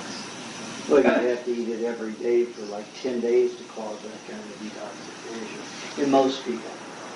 So is it possible that he could eliminate the nut formula, or would you? I'd have to see him. I don't know him. If he's got some, if he's got some neurosis, then he needs the nut formula and the. What symptoms he wants to know? What symptoms would be apparent from a nut formula detox? Anxiety. No, well, not a detox. Any kind of detox is going to create multiple symptoms depending upon the individual. But if you want to know if somebody needs the nut formula, or if the starches in the meat will be enough, if you've got any anxiety, any paranoia, you need the nut formula, period. Okay? Do you have a question? Well, I was actually curious about, do you think like a raw vegan diet is worse than like the standard American diet? Like, Yeah. eating burgers and raw vegan food worse? Yeah. Because Well, if you look at the tribes that only eat cooked meats, they have very few diseases. They have gout, they have some osteoporosis, they have some lower intestinal problems, but they have no severe degenerative diseases. 50% of my cancer clients are long-term vegetarian. Are there any raw vegan tribes? You were saying No, don't know any raw vegan diets on the whole planet. Yeah. None. Your question? Hi, Aajonus. Two things. One is that you're going to talk about the milk and organic cashews thing. Okay. Okay. I was curious about organic pastures because their milk turned 3 bitter for 3 solid months, and I couldn't stand it anymore. So I sent it to a lab and had it tested for toxins. I thought maybe they were. Even one farmer said that his milk tasted like that once when his worker wasn't rinsing out a detergent out of the machinery problem. So I had to check for everything, and it came back completely negative for anything. So I thought, I don't know, but he must be just feeding them some kind of rice bran again, and the gibberellic acid is causing bitterness. So I thought that was probably it. But then I ran into a fellow who works for him, and we were talking about it, and I said, well, I stopped drinking that milk 5 months ago because I couldn't stand it being bitter all the time. He says, oh, that's just because you get warm in shipping. I said, Claravelle gets very warm. I've had dairy for years, 58 years, that never went bitter like this. There's something about his milk. He said, no, that's it. Mark says that's what it is. I said, Mark doesn't know his ass from a hole in the ground. He claims to be this brilliant dairy farmer, but he's not. He doesn't know much of anything. And he says, well, we chill it to 32 degrees. 32 degrees, freezing temperature. My grandparents were dairy farmers. They supplied all the dairy all the way to Chicago. from Sheffield, Illinois, for a 100-mile radius, all the way over to Chicago. We never allowed the milk to go under 45 degrees because it would have a tendency to go sour or bitter quicker. So I wrote Mark an email and said, Mark, I told him about my grandparents and what they said. I said, if you want to know why your milk is turning bitter, take your milk and test it. I can take milk that's 45 degrees and I can keep it for 3 weeks without it ever turning bitter or even sour. Once it goes below 45 degrees, you've got a problem. Well, maybe he listened to you because I bought his milk twice in the past 2 weeks, and it has been good. Again. Oh, good, thank God. So, well, he was freezing it. Basically, he was freezing have a longer it. lifetime. Yeah, that's what he thought. But I said, what happens is if you freeze it, you destroy the acidophilus bacteria. Yeah. So all you have is the Caucasus and Bulgarius to digest the fats and the proteins. Then nothing sweet is digested. So you have this bitter milk. The Amish milk is better. Oh, I love the Amish milk. I can get that to turn in 2 days, or even sometimes less than 2 days, in my cupboard into kefir.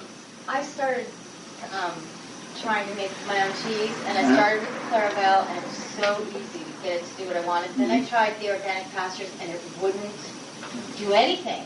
Like, it just got weird and gross and too thick, too fast, and I couldn't control it. And then I tried it with the Amish, and it was easy. Easy, yeah. Can't take it to 32. Can't do it. What cheese did you I have another question, because that wasn't really my question. Okay. The question is, what happens to allergies on the raw diet? For instance, I have trouble with the milk still, and nuts. I've always been allergic to milk and nuts. So, have you tried the nut formula? You're still having allergic reactions. What is your reaction? I get, my skin starts breaking out, and I have kind of a stuffy in my nose. It's an allergic reaction. When you have an allergy to food, it happens in the intestines. And then it can cause chemical reactions out the system. If you're having it here, you've got some kind of toxicity that is drawing out of either your brain or your visual nerves. Yeah, I have, in fact, it's probably visual because I have rosacea in my eyes. So I can just continue drinking the milk and eating the... Absolutely, that's what you want. Just don't drink the milk cold. Because when you drink milk cold, it contracts the stomach. No hydrochloric acid is produced. That milk moves into the duodenum undigested. You absorb the casein and the lactate without digestion, and that will cause allergies.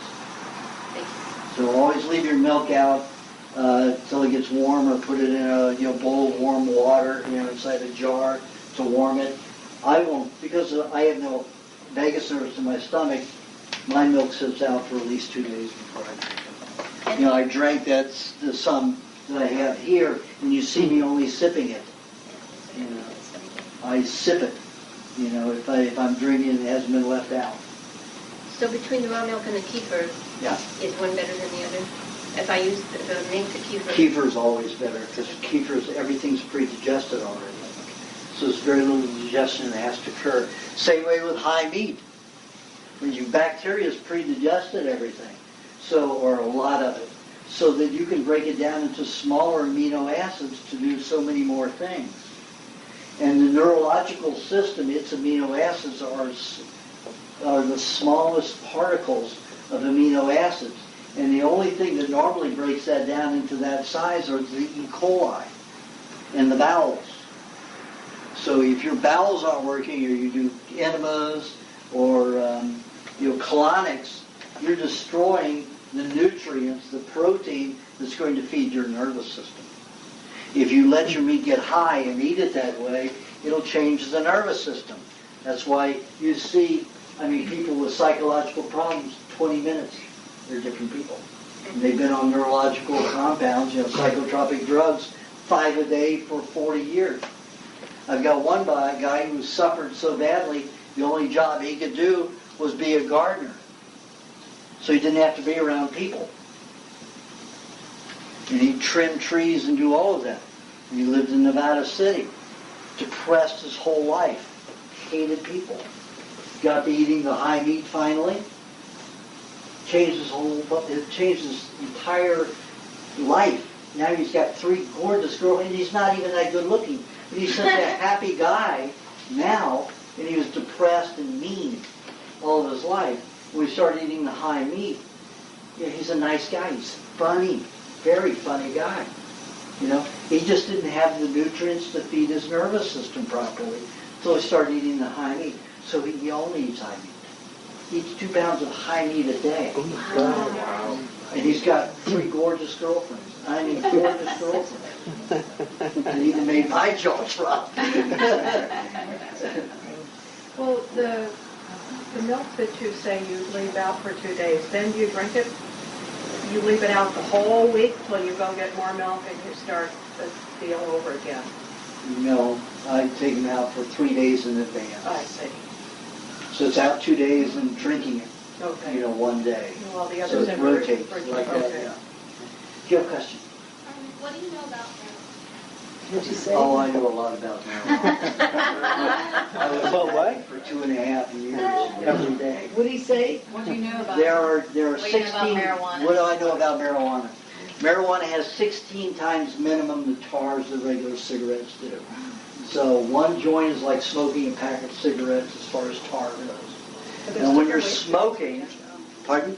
And when you're smoking, that the tars are being heated from 750 to 1232 degrees. That crystallizes in the system. Causes lymphatic congestion. It causes severe neurological congestion. So not a good thing. If you're going to take marijuana, you juice it. You get it green and fresh, and you juice it. And I wouldn't take over a teaspoon at a time. And it takes the Tylen enzyme to release the THC. So you have to leave it in the mouth for as long as you can. If you don't want to juice it, you just chew the leaf. You have to chew and chew and chew and leave it in the mouth for about 20 minutes to get the THC to release if you want to have a high. That's a good high because there's no monoxides in it, and your high lasts for about 3 days without being unruly high. what's good if you have the marijuana? What is it good for? The cilantro is good for it? No, if you want to get rid of the tars from smoking marijuana, you have to take the juiced marijuana. You have to put about, let's say you have 4 ounces of juiced marijuana. You put about 2 drops of vinegar in there and 2 drops of lemon juice, and you let it ferment. Then those tars will create bacteria that will go in and seek out the tars in your body that have crystallized from smoking marijuana. And you take no more than a teaspoon a day about every 4 days. You don't do that, will your body eventually detox some of the tar anyway, or not? A very little bit. That crystallizing at that high temperature, it takes a lot to help. Still in your body. If it goes to the brain, and the tars go to the brain, and start. That's the THC. You get memory loss. Yeah. Well, that's mostly the carbon monoxides that cause the brain to shut down. Did that cause permanent damage? If the tars get into the brain, it can cause a permanent damage. So it's only about the tar? Yeah. They crystallize. Crystallized tars have an affinity toward the brain. And then, can create strokes, seizures. So THC isn't part of THC is locked in the tar and in the cellulose. So that's why if you chew it a long time, the Tylen enzyme that's in our saliva will help break it and release it. The THC itself can't do anything but Well, if it's cooked, yeah, it can. But not raw. So it's not Just becomes a psychonutrient. So there are lots of tribes that use psychonutrients to stay connected with the earth. Psilocybin, when it's in a mushroom, and you have an anti-agent for the strychnine in it. If you're taking something like when I was experimenting with it in the 60s, I would always take, like peyote, the magic cactus, or the mushroom. I would always take it with figs to neutralize the strychnine that naturally existed in it. Well, the natives, they taught me how to think like that. I got books from the Native American Indians, on how they took drugs, how they took care. They knew what was toxic, and they knew how to take foods along with their psychotropic nutrients. The fresh fig, would that be, or dried? Dried or fresh. Do you have a question, Bob? Yes. Oh, thank our host. Yeah.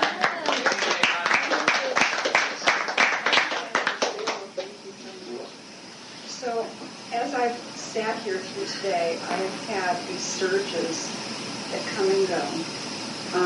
I don't want to label them just yet, but they're very uncomfortable. I want to say hormonal or adrenaline or something. And I don't give in, but I crave, I know that if I were to eat chocolate, sugar, phenylethylamine, being in a new relationship helps it. Elevate my dopamine somehow, if I find some way to elevate my dopamine. But I really have to elevate it. I have to be really connected with somebody to elevate it. My walks help me. Mm-hmm. But when I'm working, or I'm sitting here today, or I'm teaching, and especially when I wake up in the morning, I almost want to jump out of my skin. And it comes and goes. It could last 45 minutes, and then all of a sudden I have this calm, and then an hour later, I'm jumping out of my skin again. Yeah. And this is becoming a new thing. It's been, and I eat very high fat, and I also I intuitively know to eat very high fat. I eat mainly fat, pretty much, and then my next thing is protein. You're not going to digest the fat properly without the protein. Mm-hmm. So you got to have the protein. That's why I say everybody needs to eat their first. I have a formula with my meat, and yeah, I am, and I coconut. What you told me, the coconut cream with my juice. But like I say, you have an overproduction of hormones, almost like an athlete. Mm-hmm. So you have to exercise every day, at least 3 hours, 2.5, 3 hours. Well, I do now. Yeah. And you need to do that consistently, and you can't take a day off. Your hormones don't take a day off. And if you want to control them without exercising, then the only way I know is a nut formula. Or some cooked starch with a raw fat, but that creates the acrylamides that collect. Mm-hmm. Yeah, the nut formula, I've had cravings for that, and I've been having a lot of that. It helps, but I could eat nut formula constantly. Like I say, you're an athlete. You can't do that. What happens to an athlete when they have at the end of a season? What happens to an athlete? He takes off, start going out and getting in brawls. They beat up their wives or whatever it is, and they become nuts because they got hormones that run them to exercise. And if they don't exercise, they're going to have to burn it emotionally, and that's high anxiety. So you just have to consider that you have to make plans for you to exercise every day. Well, I do more than an hour. It's a lot of time. I know, but that's you. And will it subside at some point? Is that's for life. I have very little hormone. The only hormone I had largely was sex. Finally, that subsided. Going around masturbating 5 times a day is, it's annoying. Surely Thailand can help you. Right. So, let's calm down, So, but that was, I had no worry circles in my eyes. I shouldn't have even had that overproduction. But I did. You have so many of those hormone lines in your eyes, that's for life. They don't change. That's your system. So you have to schedule your time into your body. You're not going to schedule your body into your time. So the reason I didn't feel this so much before was because I was so heavy and you had all that fat and you were eating poor foods. And I just was a sugar. Yeah. Okay. What do you do for her? I guess you need a treadmill once you Did you lose the... Molly, did you lose the weight from being on the tribal diet? Every day. Some, but not the majority. Some, I mean, Aajonus doesn't want to hear this. No, we gotta keep Yeah, going. we gotta get going. Okay, Roger, do you have questions? My question involves chelation, you've heard of that. And there's intravenous, which EDTA, and then they also have oral chelation now, which doesn't have ETA. And it's supposedly these heavy metals are flushed out through the bowel, whereas ETA goes through the kidney design. I've never seen tests on humans that were proper, and most of the tests have been done on pigs, and they haven't collected properly to prove to me that all of the... See, when they use chelation therapy, they're using a metallic agent, like an EDTA, they use a sulfa drug. Sulfa will dry out the body, but it has a magnetism toward heavy metals. What is going to relieve it from the body unless you have tons of fat? So whenever I have seen, and 95% of the people, or even a little bit higher, 95% of the people who I have seen who've had chelation therapy have taken the heavy metals from their glands and their soft organs and deposited it in their bones, lymphatic system, and connective tissue. So they've taken one area and put it to another. Not only have they done that, but the agent, the chelation agent, becomes a part of that compound and stores in the body too. Wow. I've seen people's skin turn into toilet paper after about 10 years after. Because it just starts disassembling everything. It takes minerals out of everything, not just search those toxic metals out and takes them out of the body. Well, does it take the plaque out of the circulatory system? It can do that, but then it starts taking apart the arteries and starts taking apart everything else. So that's not a way to do it. What is the way to do it? Pardon? What is the way to do it? Drinking cilantro juice with, coconut cream and dairy cream, berries and coconut cream. That's a safe way to do it. But to get rid of the plaque, you just need to heat the body, get high blood pressure. High blood pressure we have for a reason. Almost everybody who has clogged arteries gets elevated blood pressure. It's to stretch out those veins, or else they're going to end up getting strokes. And the doctor's got it completely backwards, because the pharmaceutical industry wants your money. Do you have a question? Yeah, I do. I got two. One is, since you travel a lot in Thailand, have you heard, I'm sure you must have heard of the food mangosteen? Yeah. Is that good? Well, I mean, what's your feeling about that food? Because there's some people are like selling it for the outer skin being very therapeutic. Is that any truth to that? If you could digest it. Is this the mango seed or the mango? Mango steam. Mango seed, that's a different thing. But that skin is very complex. It's a complex cellulose. So if you were a cow or a deer or a goat or a sheep, you'd be able to digest it, get a lot out of it. Unless you take that skin and you chew it for 30 minutes, then you might get some good benefit of it. Mm-hmm. But these people who think that they are getting some benefit by just, chewing the fruit and swallowing the skin, they're not going to get much out of it.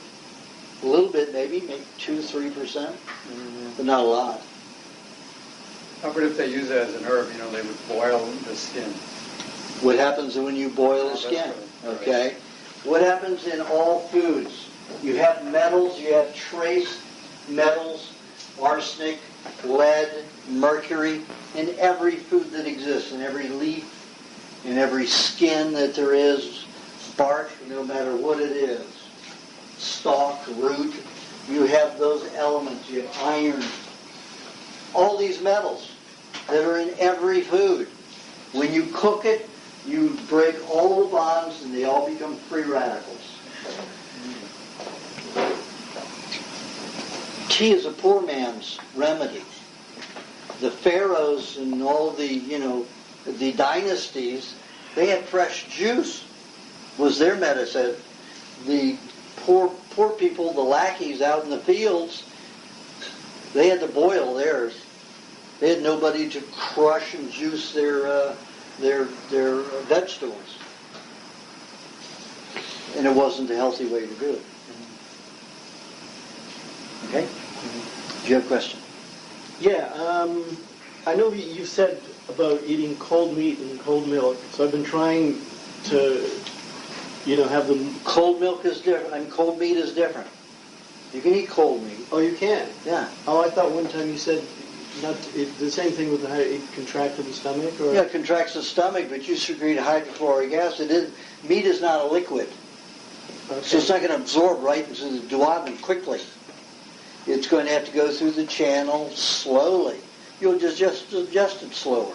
You've got hydrochloric acid all throughout the small intestine. So that meat has 16 hours to digest. Milk is going to be absorbed because it's liquid very rapidly. So as soon as it enters the stomach, you better start digestion with it. Cold meat's different. Oh, okay. Because I've been eating I don't like it warm, but I've been eating it warm because I thought you said that you should... I only like mine warm taste-wise. Yeah, I like the taste of warm. I thought you said because of the hydrochloric acid. No, that's milk. Yeah. And eggs. Well, eggs you can't refrigerate anyway. That's right. Yeah, Yeah. Okay. But yogurt or kefir, that's okay, cold. Once it's kefir, it's already pre-digested. And milk's the only thing that you can't drink cold. Anything else you can have cold, just milk, you got to make sure it's warm. Okay. But kefir, once it's pre-digested, you can drink it cold. See, I even make my ice cream out of kefir. I don't use milk to make my ice cream. Yeah. Oh, really? And it tastes so much better. Really? I made a orange rum ice cream last night. How do you get rum? Yeah, the rum. Okay. You have to make a raw bitter chocolate. And I had the recipe that I made the cheesecake with. You make the chocolate that way. You just have to let it sit for about 2 months until it ferments. And it creates a rum in it. And it's not too strong. And you only use like a tablespoon per quart of mixture for the ice cream. And I use like 2 oranges. Use the kefir, cream, and honey, and just about a tablespoon of the chocolate. A heaping tablespoon of the chocolate. Which chocolate? It was incredible. The chocolate that I make. Oh, but after you buy it from James. You buy the cocoa beans from James. Yeah. But to make the chocolate, it's a process. Long? No, it's not. Are you going to have it in your book? I don't have it in the book. There's a website that's going up, and I've already contracted, so I can't give out that recipe normally to people because that kind of new stuff and information is going to be on that website. There'll be a bi-weekly or a monthly newsletter where I'm going to be giving out information like I do here.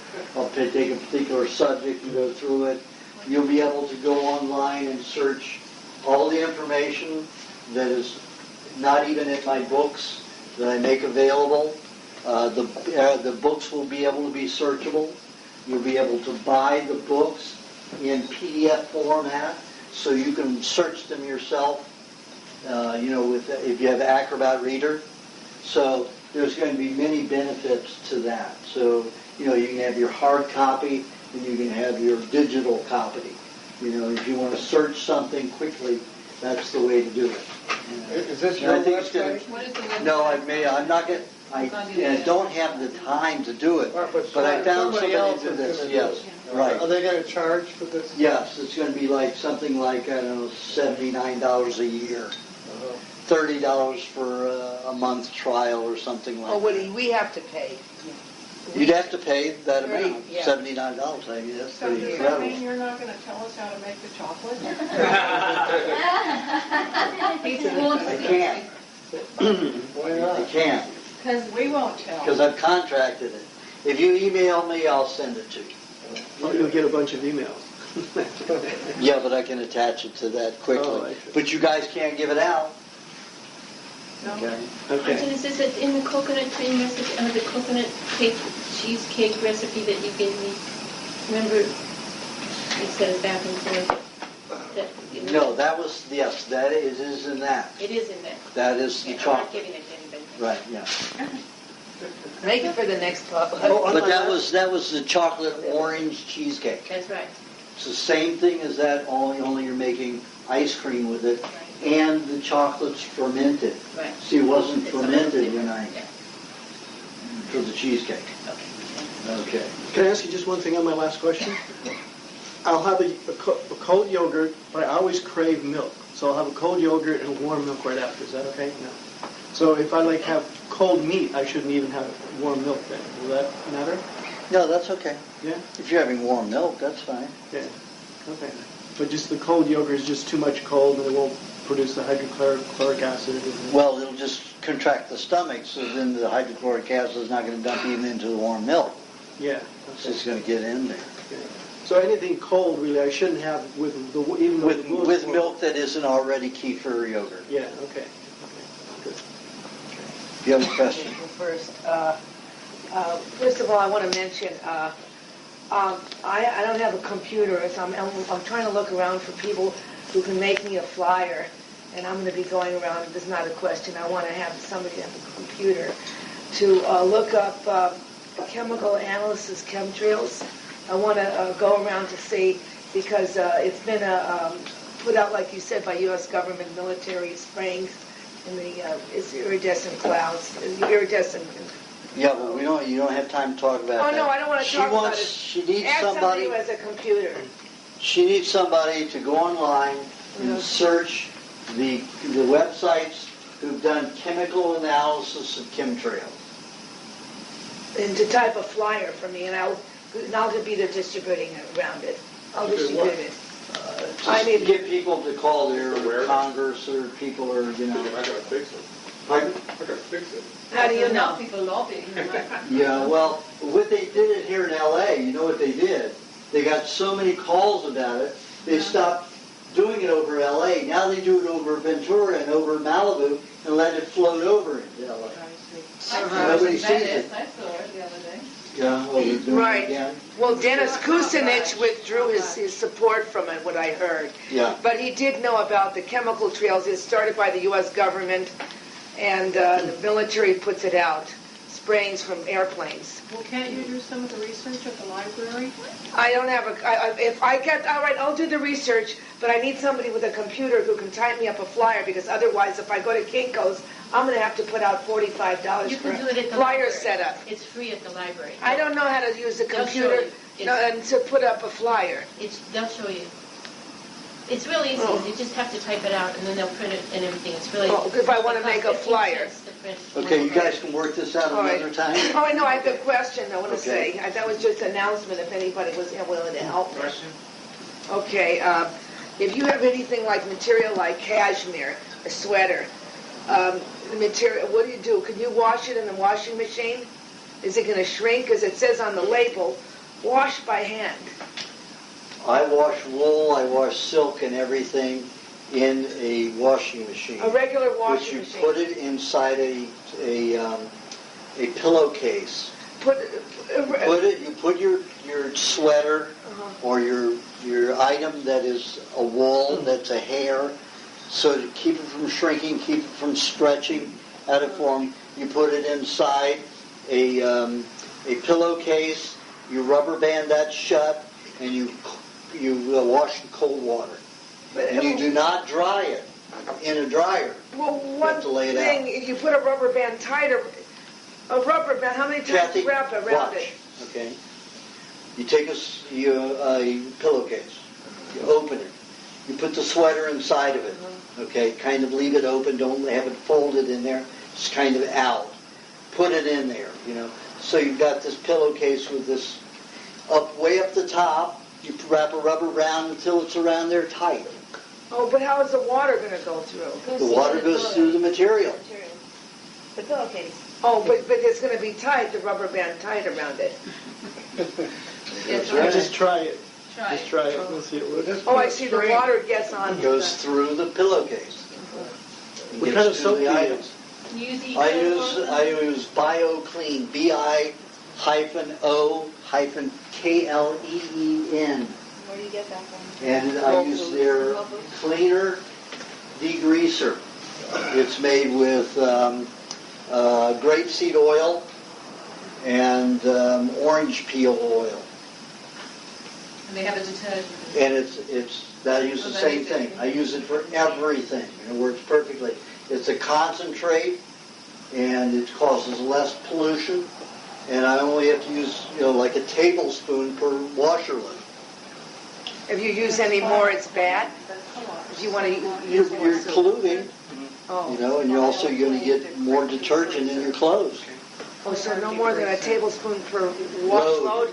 Wash load, yes. But if you have only one item to wash, like you said, the sweater, Then use just a teaspoon. If you're putting it in a washing machine. But there are other things you might be able to wash in cold water. Then you can wash other things with that sweater. like what? Like anything red? Yes. I mean, anything. material. Depends on, anything that's colorful that you want to wash in cold water. I wouldn't wash a white sweater on a red. Anyway, I want to. Should I be washing my eyes with the egg whites because I have the light sensitivity? Absolutely. How often? I would say once a day minimum, And twice a day of course, would be better. I don't beat the egg whites, right? No. And just enough to coat the eyes, let it absorb. The center just came for a consult this weekend, and their eyes were so sensitive I couldn't even get them open to take the photograph. So I took some egg white and I put a few drops in each eye, and the eyes stayed completely open. I do this all the time. Amazing. People have incredible light sensitivity. So a few drops in, held in for 3 minutes. The eyes are just going to absorb it all. So if you go out and you have a day when you can't open your eyes because of the outside light, you drop a few drops of egg white in your eyes. 3 minutes later, you'll be able to withstand the light. It's that easy. I've never been able to withstand light, and after he even put the flashlight in my eye, there was no Contraction. flashes, and nothing. And I even lose the vision in my eyes because of light. And that was like... Didn't happen. No, didn't happen at all. How long does that last, egg white? It'll last until she goes to sleep. And the acids.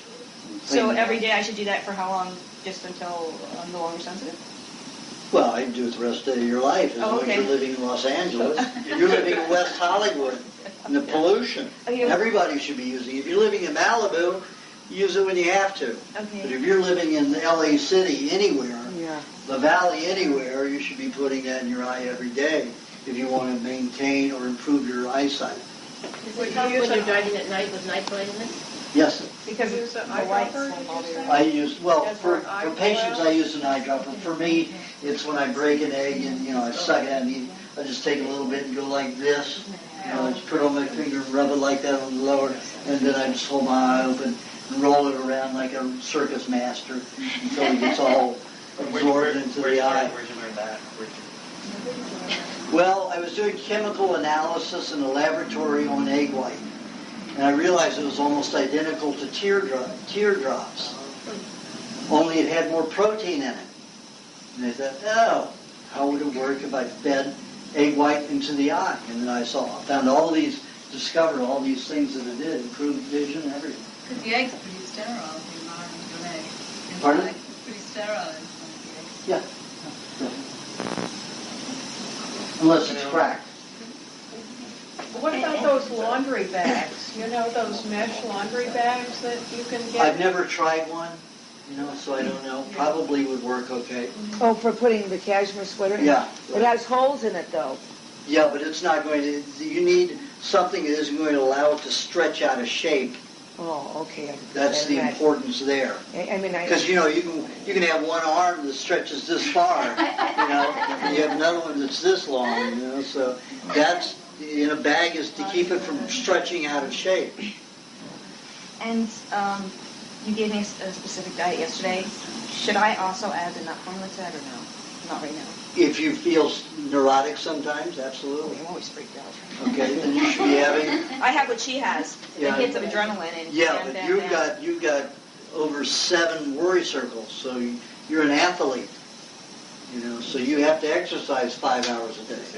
You compound on your drawer every morning. I got 3. Okay. Sorry, I'm being No, here. because I know what you're talking about. The hits of, you just feel it like waves just shooting through your body.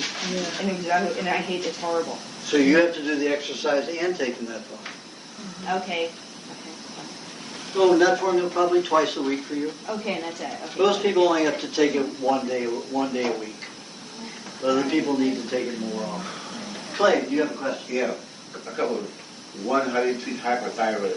Hyperthyroidism. Second one is Hypo or hyper? Hyper. Hyper? Hyper.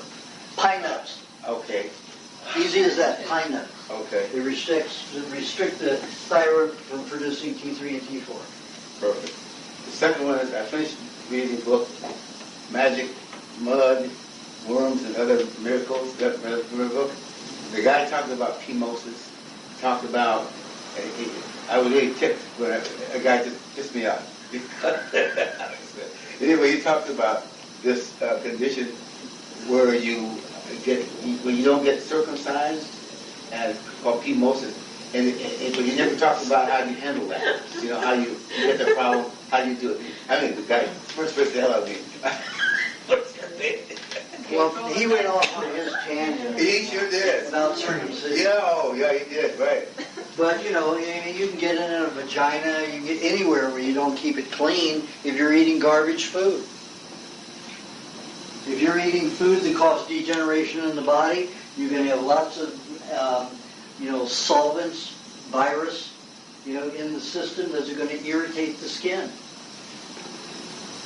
So you have rashes and irritation in those areas. That doesn't mean that you get certain you cut your dick off. It means you eat properly. That's all. What do you think for hypothyroid? Hypothyroid, there's lots of what? Glands. If you eat the thyroid gland, that's very helpful. But if you don't have access to a thyroid gland, which is the best, What about then you need iodine? enough protein and fats together. Especially a combination of butter and cream and liver would be a good combination to help produce thyroxine. Wait, You thought you'd throw that one out there? That's the end. Can I add one more Would thing? you stress The it? tape. Just a minute. Check out another question. Oh, I'll get to it now. Did you use both tapes? Wait a second. She asked about freckles and brown spots. Freckles and brown spots are fine. For the sun. You know, they're not from the sun. What it is it's a form of endometriosis. You have glandular cells that no longer can produce hormones. They're still live cells, can act as skin cells. So the body takes them out of the gland and sends them to the skin. And then when you get sunshine, those cells, because they're more fatty prone or higher in fat, can absorb the sun's rays and allow you to absorb a lot more vitamin D. So having freckles and brown spots is an advantage. It's an advantage. Unless you're black, then you're already got the greatest thing to ever. Spots when we're younger, because we don't have as much hormone. They call them age spots. What's the? That's again the glands. It surfaces later when we're older? Yeah. The body starts throwing off glands that don't produce hormones across the gland and out to the skin. Yeah. So, most people don't eat enough protein to reproduce cells. So the body wants to use every live cell in the body and not destroy it. Even if it can't function as a gland cell anymore, it still functions as a good skin cell. What about iodine for underactive thyroid? Iodine is a toxic poisonous substance. You give that to pregnant women. Absolutely, it's a poison. Well, it may be for a lot, but not just a little bit. Oh, yes, it is. I mean, As doesn't long the as- thyroid need iodine? Yeah, you just need some zucchini juice. That's all. You've got zinc and iodine in almost everything. And if it's raw and you haven't cauterized the iodine or chemically, treated it like in iodized salt, you need very little iodine to make it. The pharmaceutical house got into selling iodine. They always look for some so-called active ingredient, and it's all about the marketing. Is Dulce good for the thyroid? Is what? Dulce. Dulce, that's pretty good. That's a good source of it. Don't you But don't get, cook it. but don't the glands get to work back after a while, some of them? Like any Yeah, of the they thyroids? will. Yeah. So they'll go back, It takes time. yeah. Everything takes time. There's no magic bullets. Back to this question, like when they tell women you go into your gynecologist and they tell you you have a yeast infection and they give you that Mysolex 7 or whatever, what is Mysolex? What is in that? Do you know what's in that? It stuff that they destroys give you? yeast. It destroys any live fungi. So what is it? Is it It's an antifungal. antifungal? It's a poison. It will kill your cells along with the fungus. But you've got a yeast infection because you've got sugar toxins that are discharging to the female organs. It doesn't mean you should get rid of them. Right. You just Well, need when to I eat was properly. younger, I used Yeah. to Well, get everybody yeast infections. had I don't anymore, but Yeah. so they would always give me that stuff, and I was wondering if I'm now detoxing some of that stuff out of my body. You'll detox it for years. Some people put live yogurt there. Is that be good? Yeah, that's fine. Well, what that does is keep the odor out. Because your yeasts that are feeding on toxic substances usually have a foul odor. Then when you put the fresh bacteria in there with the odor to keep her, it eats that and keeps the odor down. Is there any way is there a lab that we can use to test things if we'd like to? $2,000 minimum, $2,200 minimum per test. And they go all the way up to $8,000. 80? $80,000. 8,000. You pay that. I paid over $1 million in the years that I've been researching. We've got atomic absorption. Pardon? Atomic absorption or spectrum analysis. So all kinds of spectrum analysis. I've got a good lab in Missouri that I go to. I've got a good working relationship. So the guy that I had over here in the valley for about 18, 19 years, he died about 7 years ago. And I couldn't do anybody else to do it here. Should have bought your own spectrometer. Yeah, well, yeah. I can get the body used. I can get you used one. You want 80,000? No. You get them for less? Oh yeah. Yeah, but that's only one test. I need to do many different Well, tests. tell me what range you want. If you guys would so like, because I have kind of this son that's really bad eczema, and like, the skin is like healing. If you took that skin into a lab, would they see chemicals in the skin? You have to ask to see chemicals. See, when you go to a doctor, when they send it to a lab, they ask for microorganisms. They want to know the value, the quantity, the types of organic organisms. That's what they're looking for. They don't look for heavy metals. They don't look for toxicity. They don't look for medication byproducts. They don't want to know that. They want to blame they want to blame nature for disease when it's chemicals that are the problem.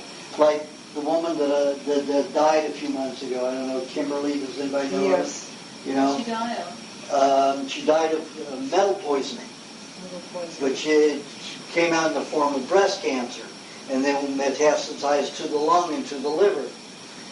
At the end of the road, she kept her weight, maybe 15 pounds overweight, which wasn't enough for her situation. Because when she got into her vomiting phase, she didn't make it through the vomiting phase. She couldn't eat. And she didn't have enough weight to take her through that. And I had 2 of her vomits analyzed, and the laboratory called me and said, somebody's poisoning this client of yours. And I said, why? And they said, it has 3,000 times the lethal dose of thallium in it. Thallium. It's a metal that's like, it's almost as soft as lead and almost as toxic as mercury. And I said, this woman was a jewelry maker, and she didn't use any mask and any gloves, and she worked with, metal, non-precious metals, for 7 years like that. And I said, is your sister dumping it? And she will either make it or not make it. She didn't make it. Didn't make it. See, now, a doctor would have never looked for that. They're looking for the cancer cells are the problem. That's not the problem. The poisons that cause the cancer to grow are the problem. How do you identify that? If you identify that, then we start throwing out industry and blaming industry. And then you can start filing lawsuits and then against the medical profession, against everybody, and what's going to happen? Society's going to fall. So they're not looking to do that. Do you know someone that will do that? Yeah, I know a laboratory that will do it. But, I have a PhD now, and they just started doing it for me in the last, 5 months. So now I've got a laboratory doing it for me again. But it's taken me a long time to find a laboratory. You still have to pay if you have a PhD? Oh, yeah, they don't do anything for free. I thought they work it out because of your degree. No, what's a degree pay them? They have to do all the work, they have the machinery. Do you have a dentist you can recommend? I use one in Mexico because I don't use... No. Mercury, you gave me someone. You emailed me someone. He's in a little bit out. Maybe somebody gave the name to me, but I don't know anybody. I don't go to dentists in America because they won't do what I want. So then, I wanted to ask a little bit about the mercury. If one's going to have it done, you're going to have a lot of fat before you have the procedure. Yep. And I certainly wouldn't do it as thin as you are. I'd gain 10 pounds before I'd have something like that done.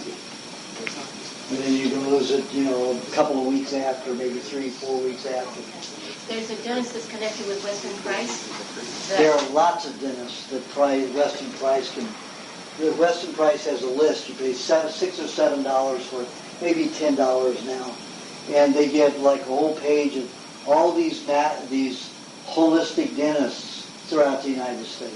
You don't think they are? Pardon? You don't think they are? Holistic dentists will still put the same Novocaine and Xylocaine and do X-rays and do the same thing. They're just not putting the mercury in your mouth. But they do everything else the same. When I go to Mexico, there's no anything other than what I want done, and that's it. My dentist, I put him off from x-rays. January when I go, he won't see me anymore because I won't let him do x-rays. Yeah, that's what I mean. In this country, So even the holistic nurse will say the same thing? yeah, they'll say the same thing. But if they don't use X-rays... There's one in Beverly Hills, but I don't know if you want to pay. I don't want them to find out. If I've got a problem and they can see it, that's what I want them to take care of, if I have a problem with it. Tell me after travel. So who's your guy in Mexico? Tomas Breton. In Tijuana? Tijuana. Okay. What's he called? Britton. Tomas Breton. Would you recommend Dr. Shikard on Beverly Hills? I don't know Shikard, but I've met him, but, he's into the same stuff. Because he has a thing that up above a gem that goes on, and this not man, X-ray. This man will put a $2,000 gem and implant it in the tooth because he thinks it improves life. $2,000 diamond, they'll implant it in your tooth. He has something up above the ceiling. Yeah, and he has all kinds of gadgets. I think he came from a different planet. Yeah, he believes in that. It's like the healing crystals. Yeah. What's that? I've never seen any one of those clients any healthier than anybody else out there. So James Stewart goes to I don't him. have much credence to it. James Stewart went there. Infection, a bacterial infection in the vagina. Without how do you treat it with your diet? Cider vinegar, don't you? Well, no, I say in the book it's preferable to use the kefir. All right, folks, I think, what time is it? 5 o'clock yet? Okay. Thank you very much. The next one will take place in Venice at Nathan's house. Right. On Venice Boulevard on the beach. Right. And it won't be until February? February. February what? I don't know yet. I haven't decided. It'll probably be around the 11th, 4th or the 11th. No, that's a Saturday. So that'd be the 5th or the 12th The 5th or the of 12th. February. But I will send out the announcement. Could I still do the They're all chemicals. They're not a supplement. Exactly. So have like standard process. Still chemicals. Still chemical too. Still chemicals.